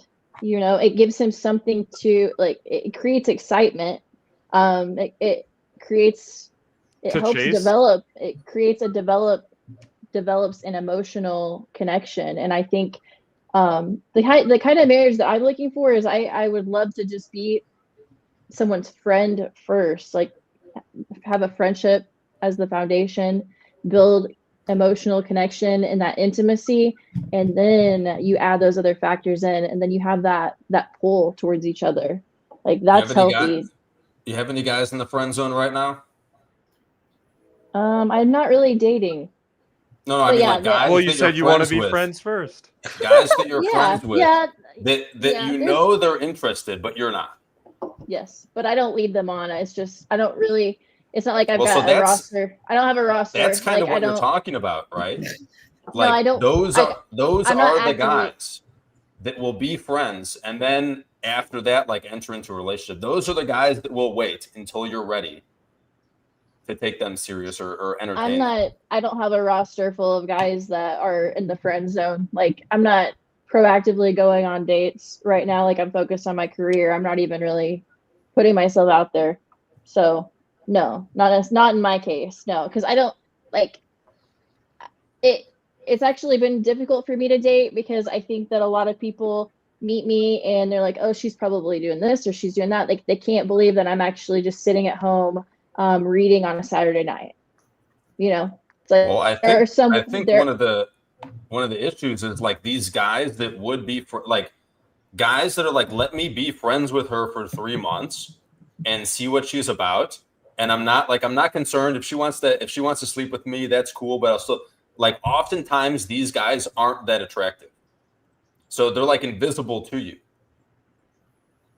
Well, I mean, I would probably have to put myself out there to meet anyone. So that's probably the first step. But I'm not, I guess, while I think physical attraction is important, like, I've also liked people that, you know, you don't initially, you're not like, no, he's not my type, but I'm pretty open-minded, because people can surprise you. You know, as you get to know people, you develop attraction because you learn that person's actually a good person, right? It's like, well, Tori, I'm curious. What is the future that you want? Your end goal? Do you want a family and kids? Yeah, I would. I think that I definitely, like, I would love to find my person and to build, because I'm building, like, I just did a full career change within the last year, and so I've been really focused on that. So I just totally took my focus off of what is meeting more people. important though, the family or the career? To you, I would what's more love to be important? able to, I would love to be able to focus, just like meet my person and build a family 100%. Like to be able to like lay my armor down and maybe like work like half the hours that I do, and yeah, family, that would be amazing. But Why not focus more on dating right now then? Why I are you don't know, it's a good choosing not to question. date? It's a good question. I don't know. You probably should. I don't know. I You're think it on a also clock. Maybe that's, you guys are making me think. So maybe, I don't know. Because I did just have a massive career change. I think it's some of that masculine energy, right? It's like, no, I can't let my foot off the gas now that I've gained momentum. I Well, think this that is what we guilt talked kicks about. in. We talked about this earlier with the psyop, right? Like the conditioning runs deep. Even if you've identified the conditioning that you've acquired that's been instilled into you, has been programmed, downloaded into your brain for 20 something years, like you're still having trouble resisting it, right? You're like, no, Yeah. I need to focus on myself, build my career. So You're it's right. You guys are right. you can't But have, like, as it's women, hard to find it. you can't have both. It's been difficult to I think because I have been in like a relationship for 3 years and played the wife role, right? Like did his laundry, hosted, prayed over people, like Mhm. it just packed his, he was a lineman, like packed his storm bag, like played that role and then was deceived, right? And so I took time for myself, didn't take that into next relationships, and then just kind of dated here and there and was like, this isn't fulfilling. Maybe I should just put my energy back into me. And I think I'm just now getting to that point where, yeah, like you guys said, maybe I should put myself out there a little bit more. I think I do. In these last couple of meetings with you guys, it's like I realize it is like nothing really is going to happen until I put myself out there. But to find someone that shares the same values and wants the same things, that's tough, right? In a Yeah, world I mean, where It's tough to find a man that shares these values and wants the same things, that's as successful as you, and that getting married to him and quitting your job to have a family wouldn't be a significant reduction in lifestyle. I would love that. Like that's the chapter that I honestly, if I could pick, that would be like my next chapter. But yeah, I mean, Tori, those earlier kind you of also men though. said that you like to take it very slow. Like you're not sleeping with men right away, or at least not, sounded like No. not for quite a while, No. right? So, I mean, how long do you think it would take you to actually be like, knowing a man, to be like, okay, this is it, this is a good relationship, like I want to be with this man? I don't know. I can't really put a date. I can't really put a time on it. I think you just would know how that person, like, is that person showing up? Is he putting an effort? Is he consistent? Does he Like, lead with his family? Like, I would just have to okay, see him with his do you think family. that you could marry a man after 6 months? I don't know. He would just have to be my person. I don't know. Maybe. Yeah. If he's if I prayed on it and I felt like God was saying yes, then yeah. For sure. So Okay, I've got a couple If he's questions. looking for the same things, then yeah. I've got a couple questions that are going to lead into another question for you, Tori. Okay. So, like, to have a family with a man and to like stay home and be a mom for like at least 10 years, how much money would this man have to make? I don't know. I know what I do. I want. That's why I haven't let the foot off my gas pedal in my momentum in my career, because I know that I have high expectations for myself. So I think it's fair to say that I know what I've achieved and I know what I want to achieve. And so if I'm willing to put my career to the side, and do that, then I think at the end of the day, it's just about being financially secure. I want my kids to never have to like worry about the things that maybe I did as a child. Builds character.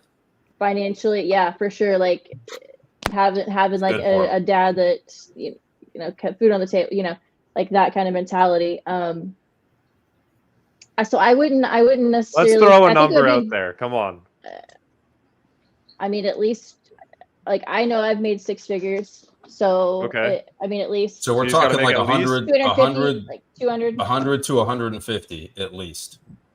At least, yeah, like 200 would She be. said 200. 200. Yeah. So, and I'm not going to go into the what percent of men this is and all this. No, please don't. But it's 1%. if- It's like if over you 6 did- foot.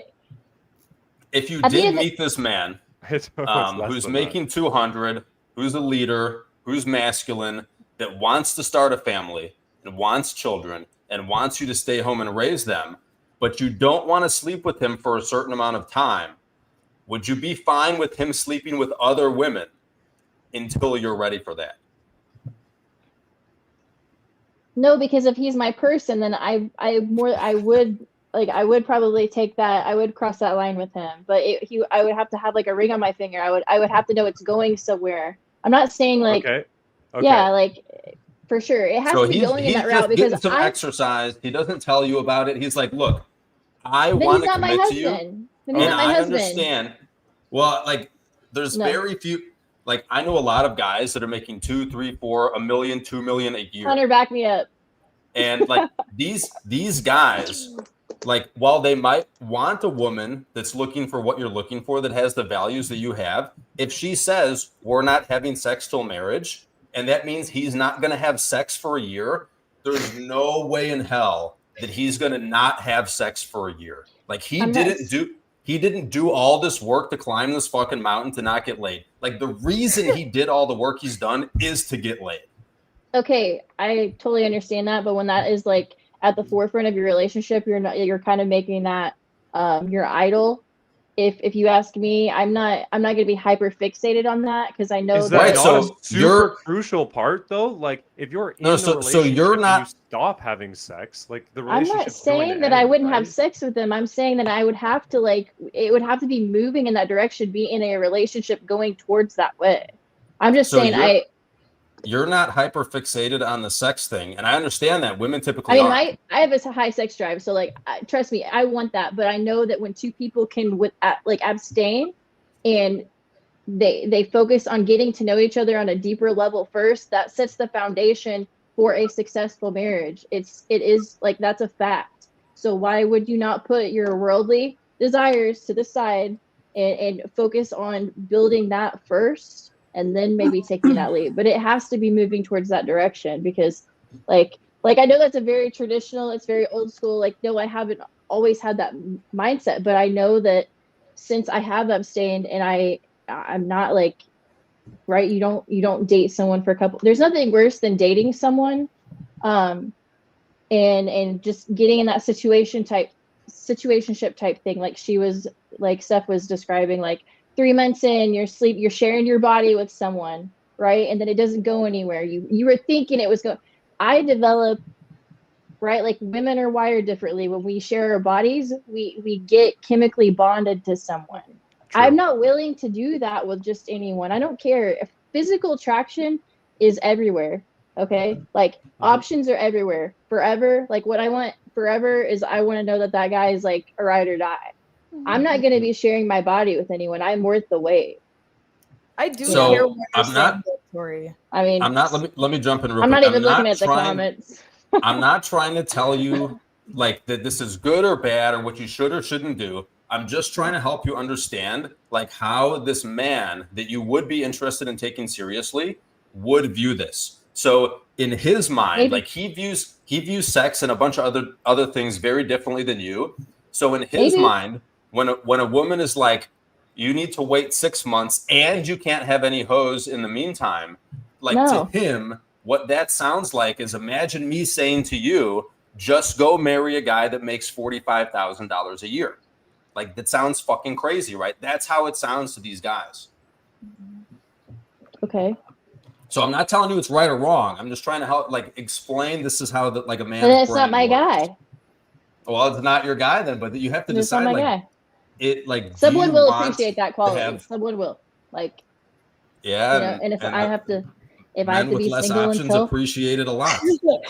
That's fine. I'm not saying that I wouldn't before marriage. I'm saying that I have to be on that path with someone before I do that now. And I think that's just my mentality. Like, Mhm. I think I'm what not going to Tori is be. saying though, girl. is I Like- think what Tori is saying is that like it's not that she has a certain set amount of time. It's not like she's like, oh, hey, our first date was on the 1st, so we have to wait a full business 6 months before this coochie comes No. out, right?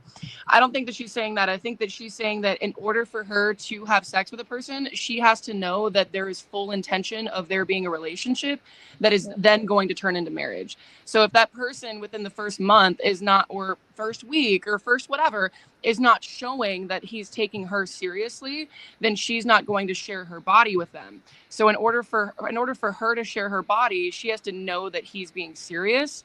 And if she sees that he's being serious about moving it forward, then she doesn't have any qualms with sharing herself with that person, obviously. But if she sees that he's not taking it seriously, he still is he's on dating apps, he's going out every weekend with the boys, he's not doing things that she would deem as qualities of a man that's taking her seriously in the relationship seriously, then of course, she's not going to put out for the guy because she has standards for herself. I think that's what you're saying, right, Tori?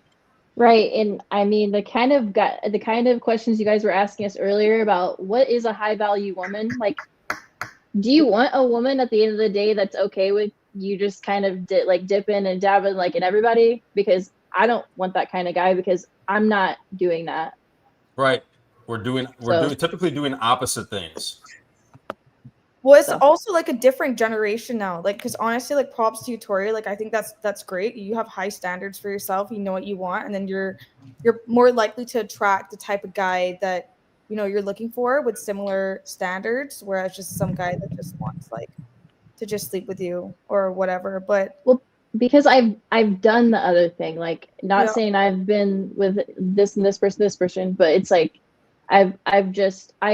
Like, I went into like I met someone, hit it off, which is kind of rare for me because, right, like you're mentally engaged with this person, you're getting like emotionally attached, you're sleeping with this person, right, and then it kind of fizzles out. I mean, duh, because you already, like you said, like you already gave him what he wants. Like, why would he keep putting in the effort? Like, so why set myself up for failure anyway? Yeah. I understand that it's very traditional, it's very old school, like probably, like I said, probably people talking shit.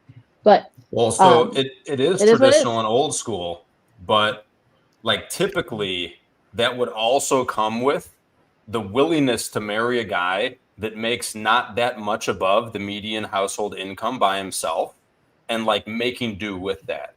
I make 6 figures, so I'm not like, that's like, my man's gonna make more than that.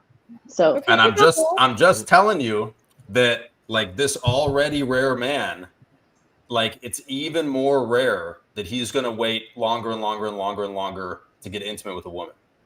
Maybe if he's not, like, there are men out there who aren't of the world, like they can abstain, like there are, like, my guy's out there, you know what I mean? So I don't know. That's my hot take. I know it's not going to be for everybody. I gotta come back to Steph. You said it's a different generation now. Yeah. What did you mean by that? OnlyFans generation. Where you can just get it. Everything nowadays is like videotaped, right? Like if you do something stupid, it's being recorded and posted on the internet. I have a phone in my hand, like I have Snapchat, we snap all the time and whatever crap, and that all goes back into other things that, like, even Hunter was saying about, oh, like if a girl is shaking ass and she's like with this professional guy and people are coming up and being like, oh, is this your girl? Like, things also did happen back in the day. Like, I'm not saying back in my parents' day like everyone was like angels, right? Like it's different. The only thing is that everything was the same, it just wasn't recorded. Yeah, it wasn't recorded and posted everywhere. And now that affects so many people's reputation. Like, even if I want to go for a job and maybe I did something stupid in the past and it's now being circulated on the internet, or ruining like a chance of with a guy because they're like, oh, I wouldn't be interested in a girl like that because she was there. There's a video of her shaking ass at a club, and like I don't know. But what I'm just trying to say, yeah, it's a different generation. People are on their phones, on social media all the time. Social media influences so many, a lot of people, like, and myself, and relationships.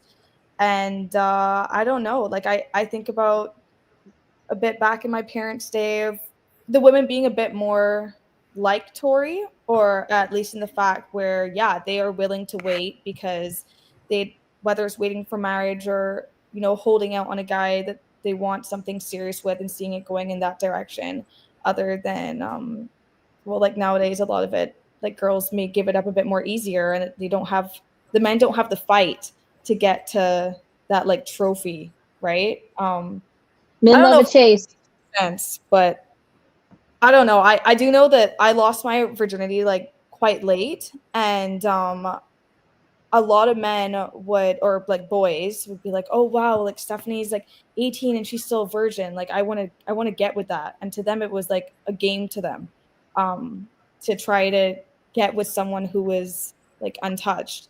Um, and I don't know. So I don't know what point like I'm really trying to make here, but I just think that it is very different now than how it used to be, how many years ago. And yeah, unfortunately, it's not. Tori's way may have been a bit more like easier back then.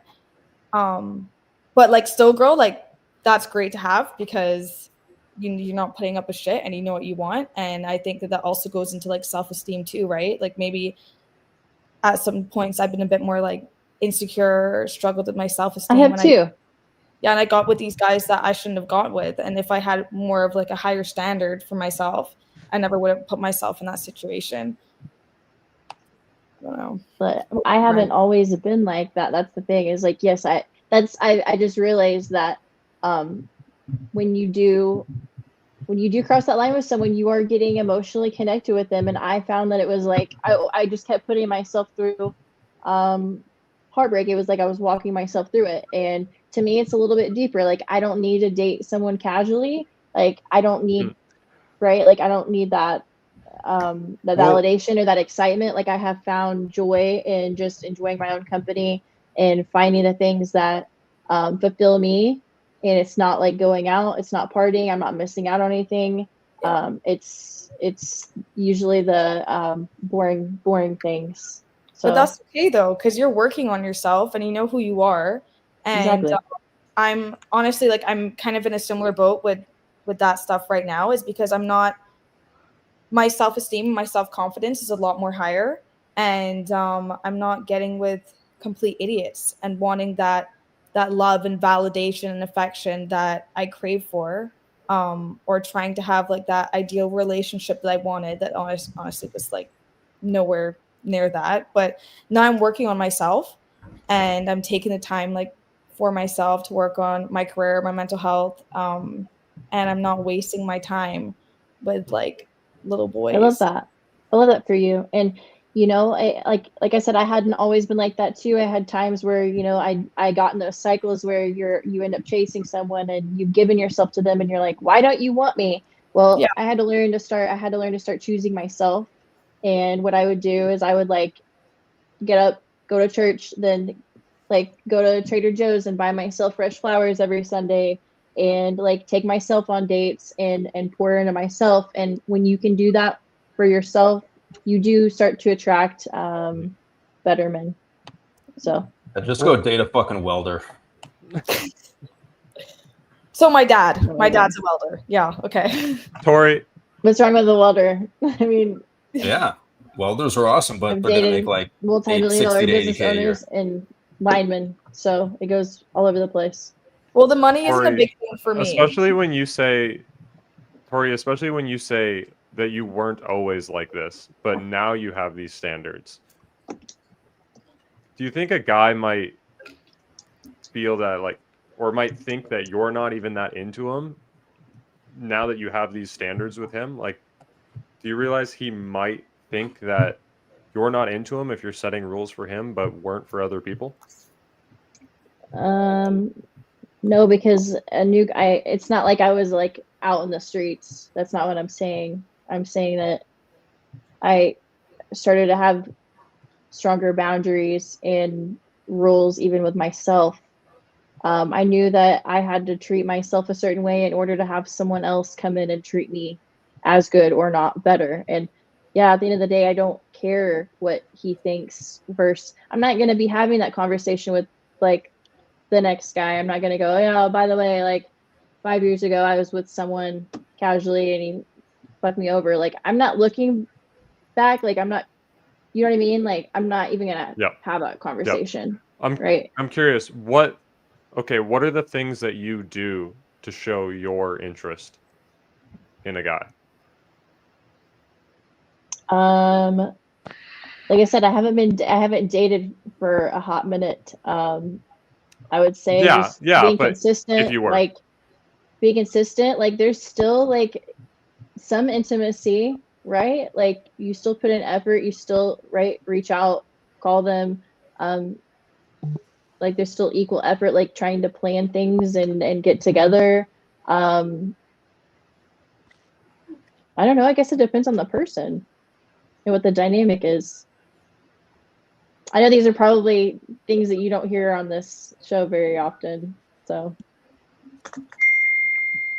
TC, thoughts? Said my piece. I wish you the best of luck.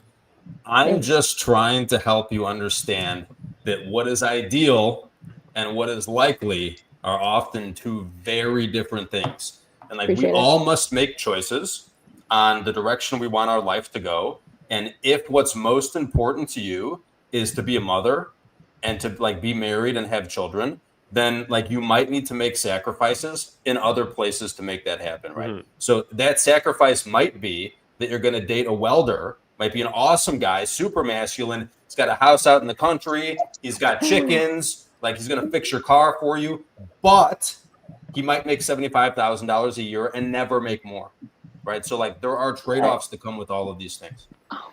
I think And that's a perception. I don't think that's facts. Like every time I think that there are very successful guys that are gonna maybe love what I have to say, what I have to offer and meet me halfway. So I don't think I don't think income really is the focus, but I don't think it's not possible because I've dated casually like very, very successful guys that do 2 or 3 million a year.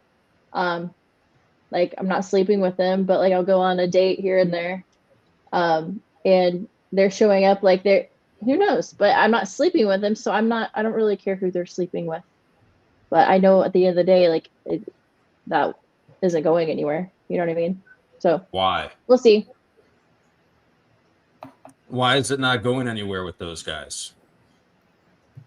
Just a guy. Ah, I'm just saying, yeah. Would just he like hasn't. fall into your category or not really? No, I just Like it's just not really been my focus. It's not like you know what I mean? It's just not got to that level. So yeah, maybe I do need to look at like maybe I need to be a little bit more available. yeah. So typically, Yes. this is what men have to do. Mhm. If we want something, we must go out into the world and make it happen, right? And like women will always have this, you know, it's basically a privilege where like things come to them. But nowadays, if you're looking for a family, like you really do need to go out into the world, find a man that's also looking for that, and give him what he wants. So, like, this is what men do. We go out into the world, we find a woman that we like, and we give her what she wants, right? Yeah. It takes a lot longer than most women think as well. Like, let's consider if you wanted to have multiple kids, like an ideal scenario, your dream is that you want to have a family, you want to have multiple kids. And let's talk about like an ideal scenario. You're probably having these kids before it starts to get into like a health concern. So you want to have kids before 34, especially if you're having two. Like every kid is going to push that another year earlier. So let's say like before 34, but you want to have a couple kids. So let's call it like before 32. Now let's say you want to marry this guy before you have kids. And so you're probably not going to marry him for at least like 2 years of knowing him, maybe. So now we're talking 30 years old, but you wanted to live with him first for like probably 6 months. So now and then you're probably not living with him at all for the first 6 months of knowing him. So now we're talking 29. And like, what are the odds that it's the first guy that you actually try to commit on a long term with that you end up marrying, having kids with? Now we're talking like 29. Now we're talking 28. For like, this is an ideal scenario. You got to at least start at 28 years old. Like, well, I'm past that. I'm not putting a timeline exactly. on it. So this is like the ideal scenario. A woman's got to at least start before 28.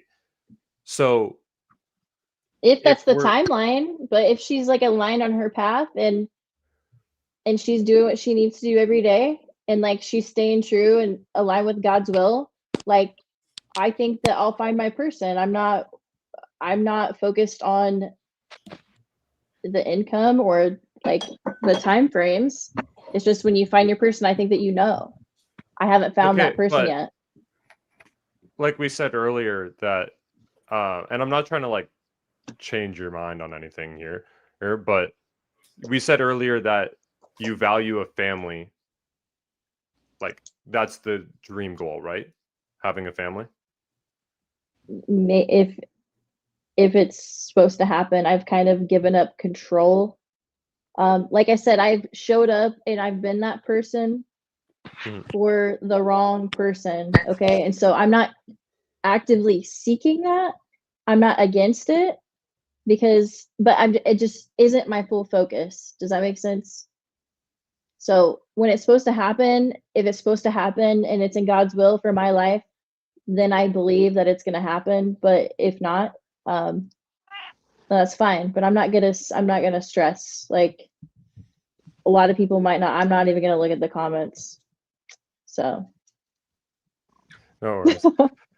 But not everybody does. The beautiful thing is like, people can have conversations and not agree. Right. So, and if you don't value, sorry, I'll phrase this differently.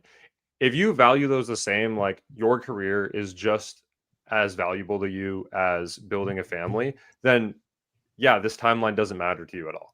Or if you value a career more, like this timeline doesn't matter to you at all. For a woman who is like, I want a family, like she's going to be upset if she builds a career and doesn't have a family. For that woman, she needs to be very focused on what this timeline is, because it's a biological enforced timeline, not something that you can just hope, well, I'll find them one day. But of course, this depends on what is your end goal? What do you actually want? And if it's a family, then the timeline matters. Can I like add to this real quick? And I'm just going to say one thing and get off the topic. Yeah. Tori, I was extremely, extremely similar to you. Give me like 2 years ago. I was running my business full time. I was making around $240,000 a year. I had 5 locations down here in Florida, over 80 sales agents. I was working 6 days a week, 13 hours a day. I was not focused at all on my relationships. I was not focused at all on really anything else other than my business, because that's all that was in front of me. I knew eventually I would want to have a husband and to have kids and things of that nature, right? And then very quickly, God showed me, for me personally, why that couldn't be the focus of the center of my focus. My hair started falling out. I gained a massive amount of weight. I got up to the heaviest I'd ever been. My nails started thinning. My skin was looking like poop. I went and got blood work done and found out that my body was producing so much cortisol, which is a stress hormone, that it was mixing with my progesterone and causing me as a woman to produce testosterone. I was literally turning into a man. And my doctor told me, hey, if you do not lower your stress and your stress levels, you will become infertile and you will not be able to have kids. So I was faced in the moment of, do I choose my career, and do I choose to, because listen, I was taking care of my mom, I was taking care of my brother, I was taking care of every single person in my family financially. I was the provider for my family. My family grew up not well off at all, right?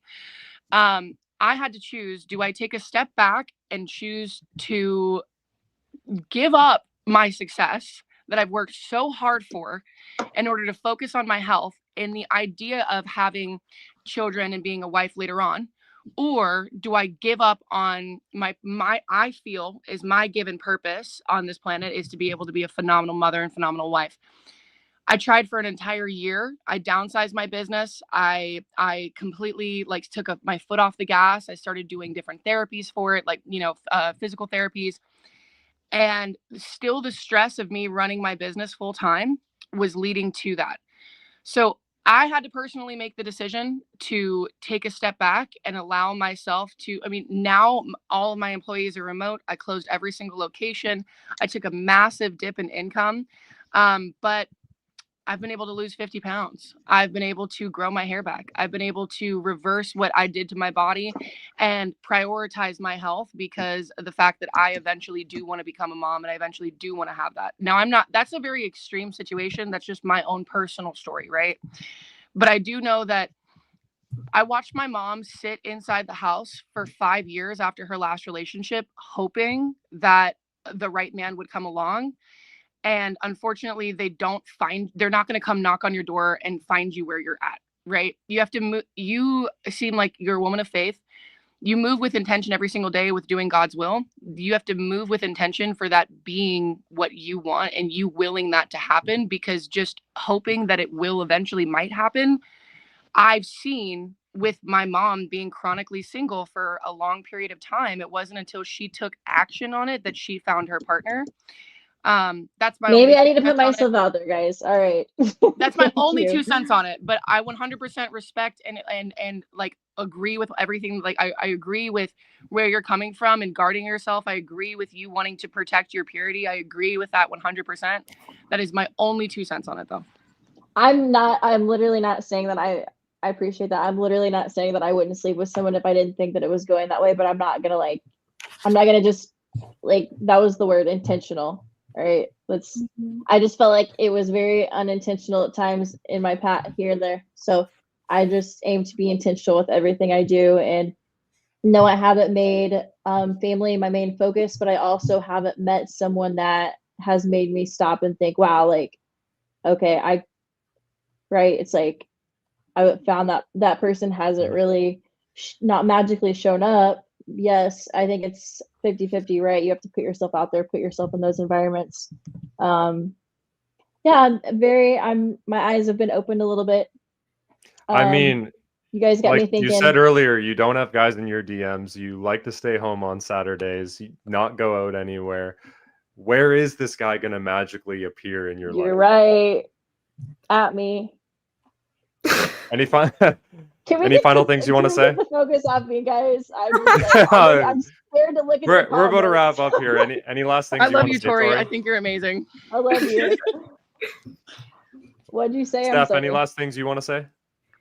Yeah, I love you, Tori. I think you're amazing. I think it's awesome. I think I just wanted to say I love you. Hunter, change your name to Steph. Love you. Yeah. Yeah. No, I think it's super. I think all of this conversation, this dialect is super valuable if you're walking into it with an open mind. Like, there were definitely a lot of things that, like TC said, that like clocked me 100%, and I was like, damn, like, and I had to take a step back and think about it. But I think the open dialogue is really important to understand, like, both gender, because the way that our brains think are not at all the way that men's brain think. You know what I mean? Yeah. Thank you, new Steph. Okay, Steph down here. She's still hung around my thing. Sir, don't kill me, man. Yeah, no, Tori, you know what? I honestly respect you. I really do, because it's Appreciate you. definitely not something that you see nowadays with a lot of women that have that same mindset, right? So yeah, good for you.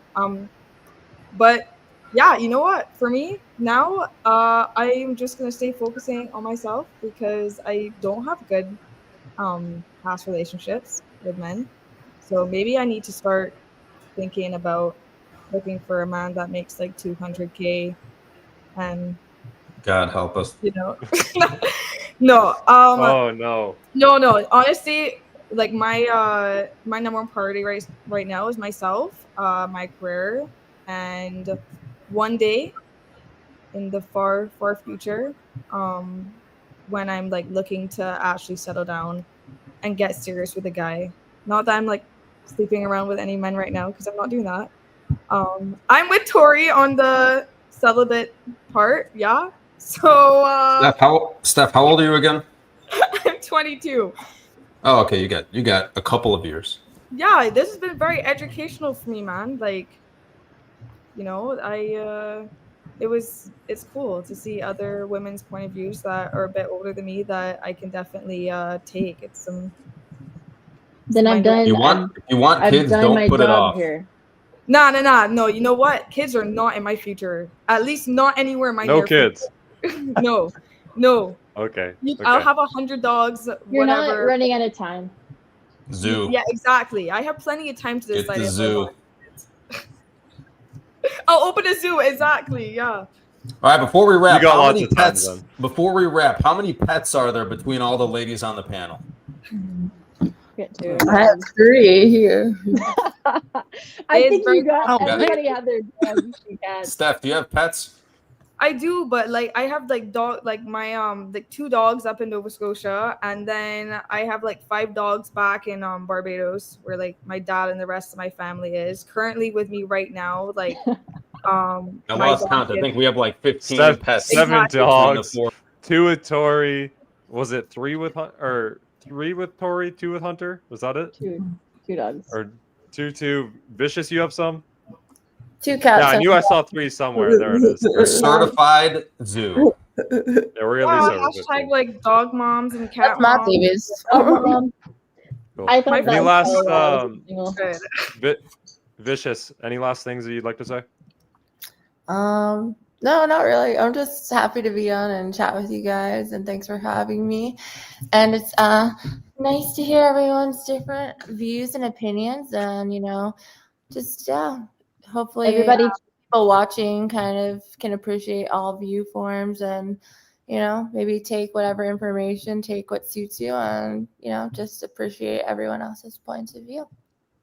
likewise, everybody check out Vicious's song on Spotify. It's called Goddess Anthem. It's a banger. Thank you, love. Follow Enjoyed her having you too. girls If any on. of you girls We- want to be in it too, I love to have beautiful goddesses from all over the world in it. So if you want to be a part of it, send me a DM, and I would love to have you part of the music video. I want to be in There it. you go. If any of you girls want to come on again, just send me a DM. You're welcome on anytime. Sounds Thanks for good. coming. Thanks for having Okay, us. somebody in the comments said that I dump my pets on my family.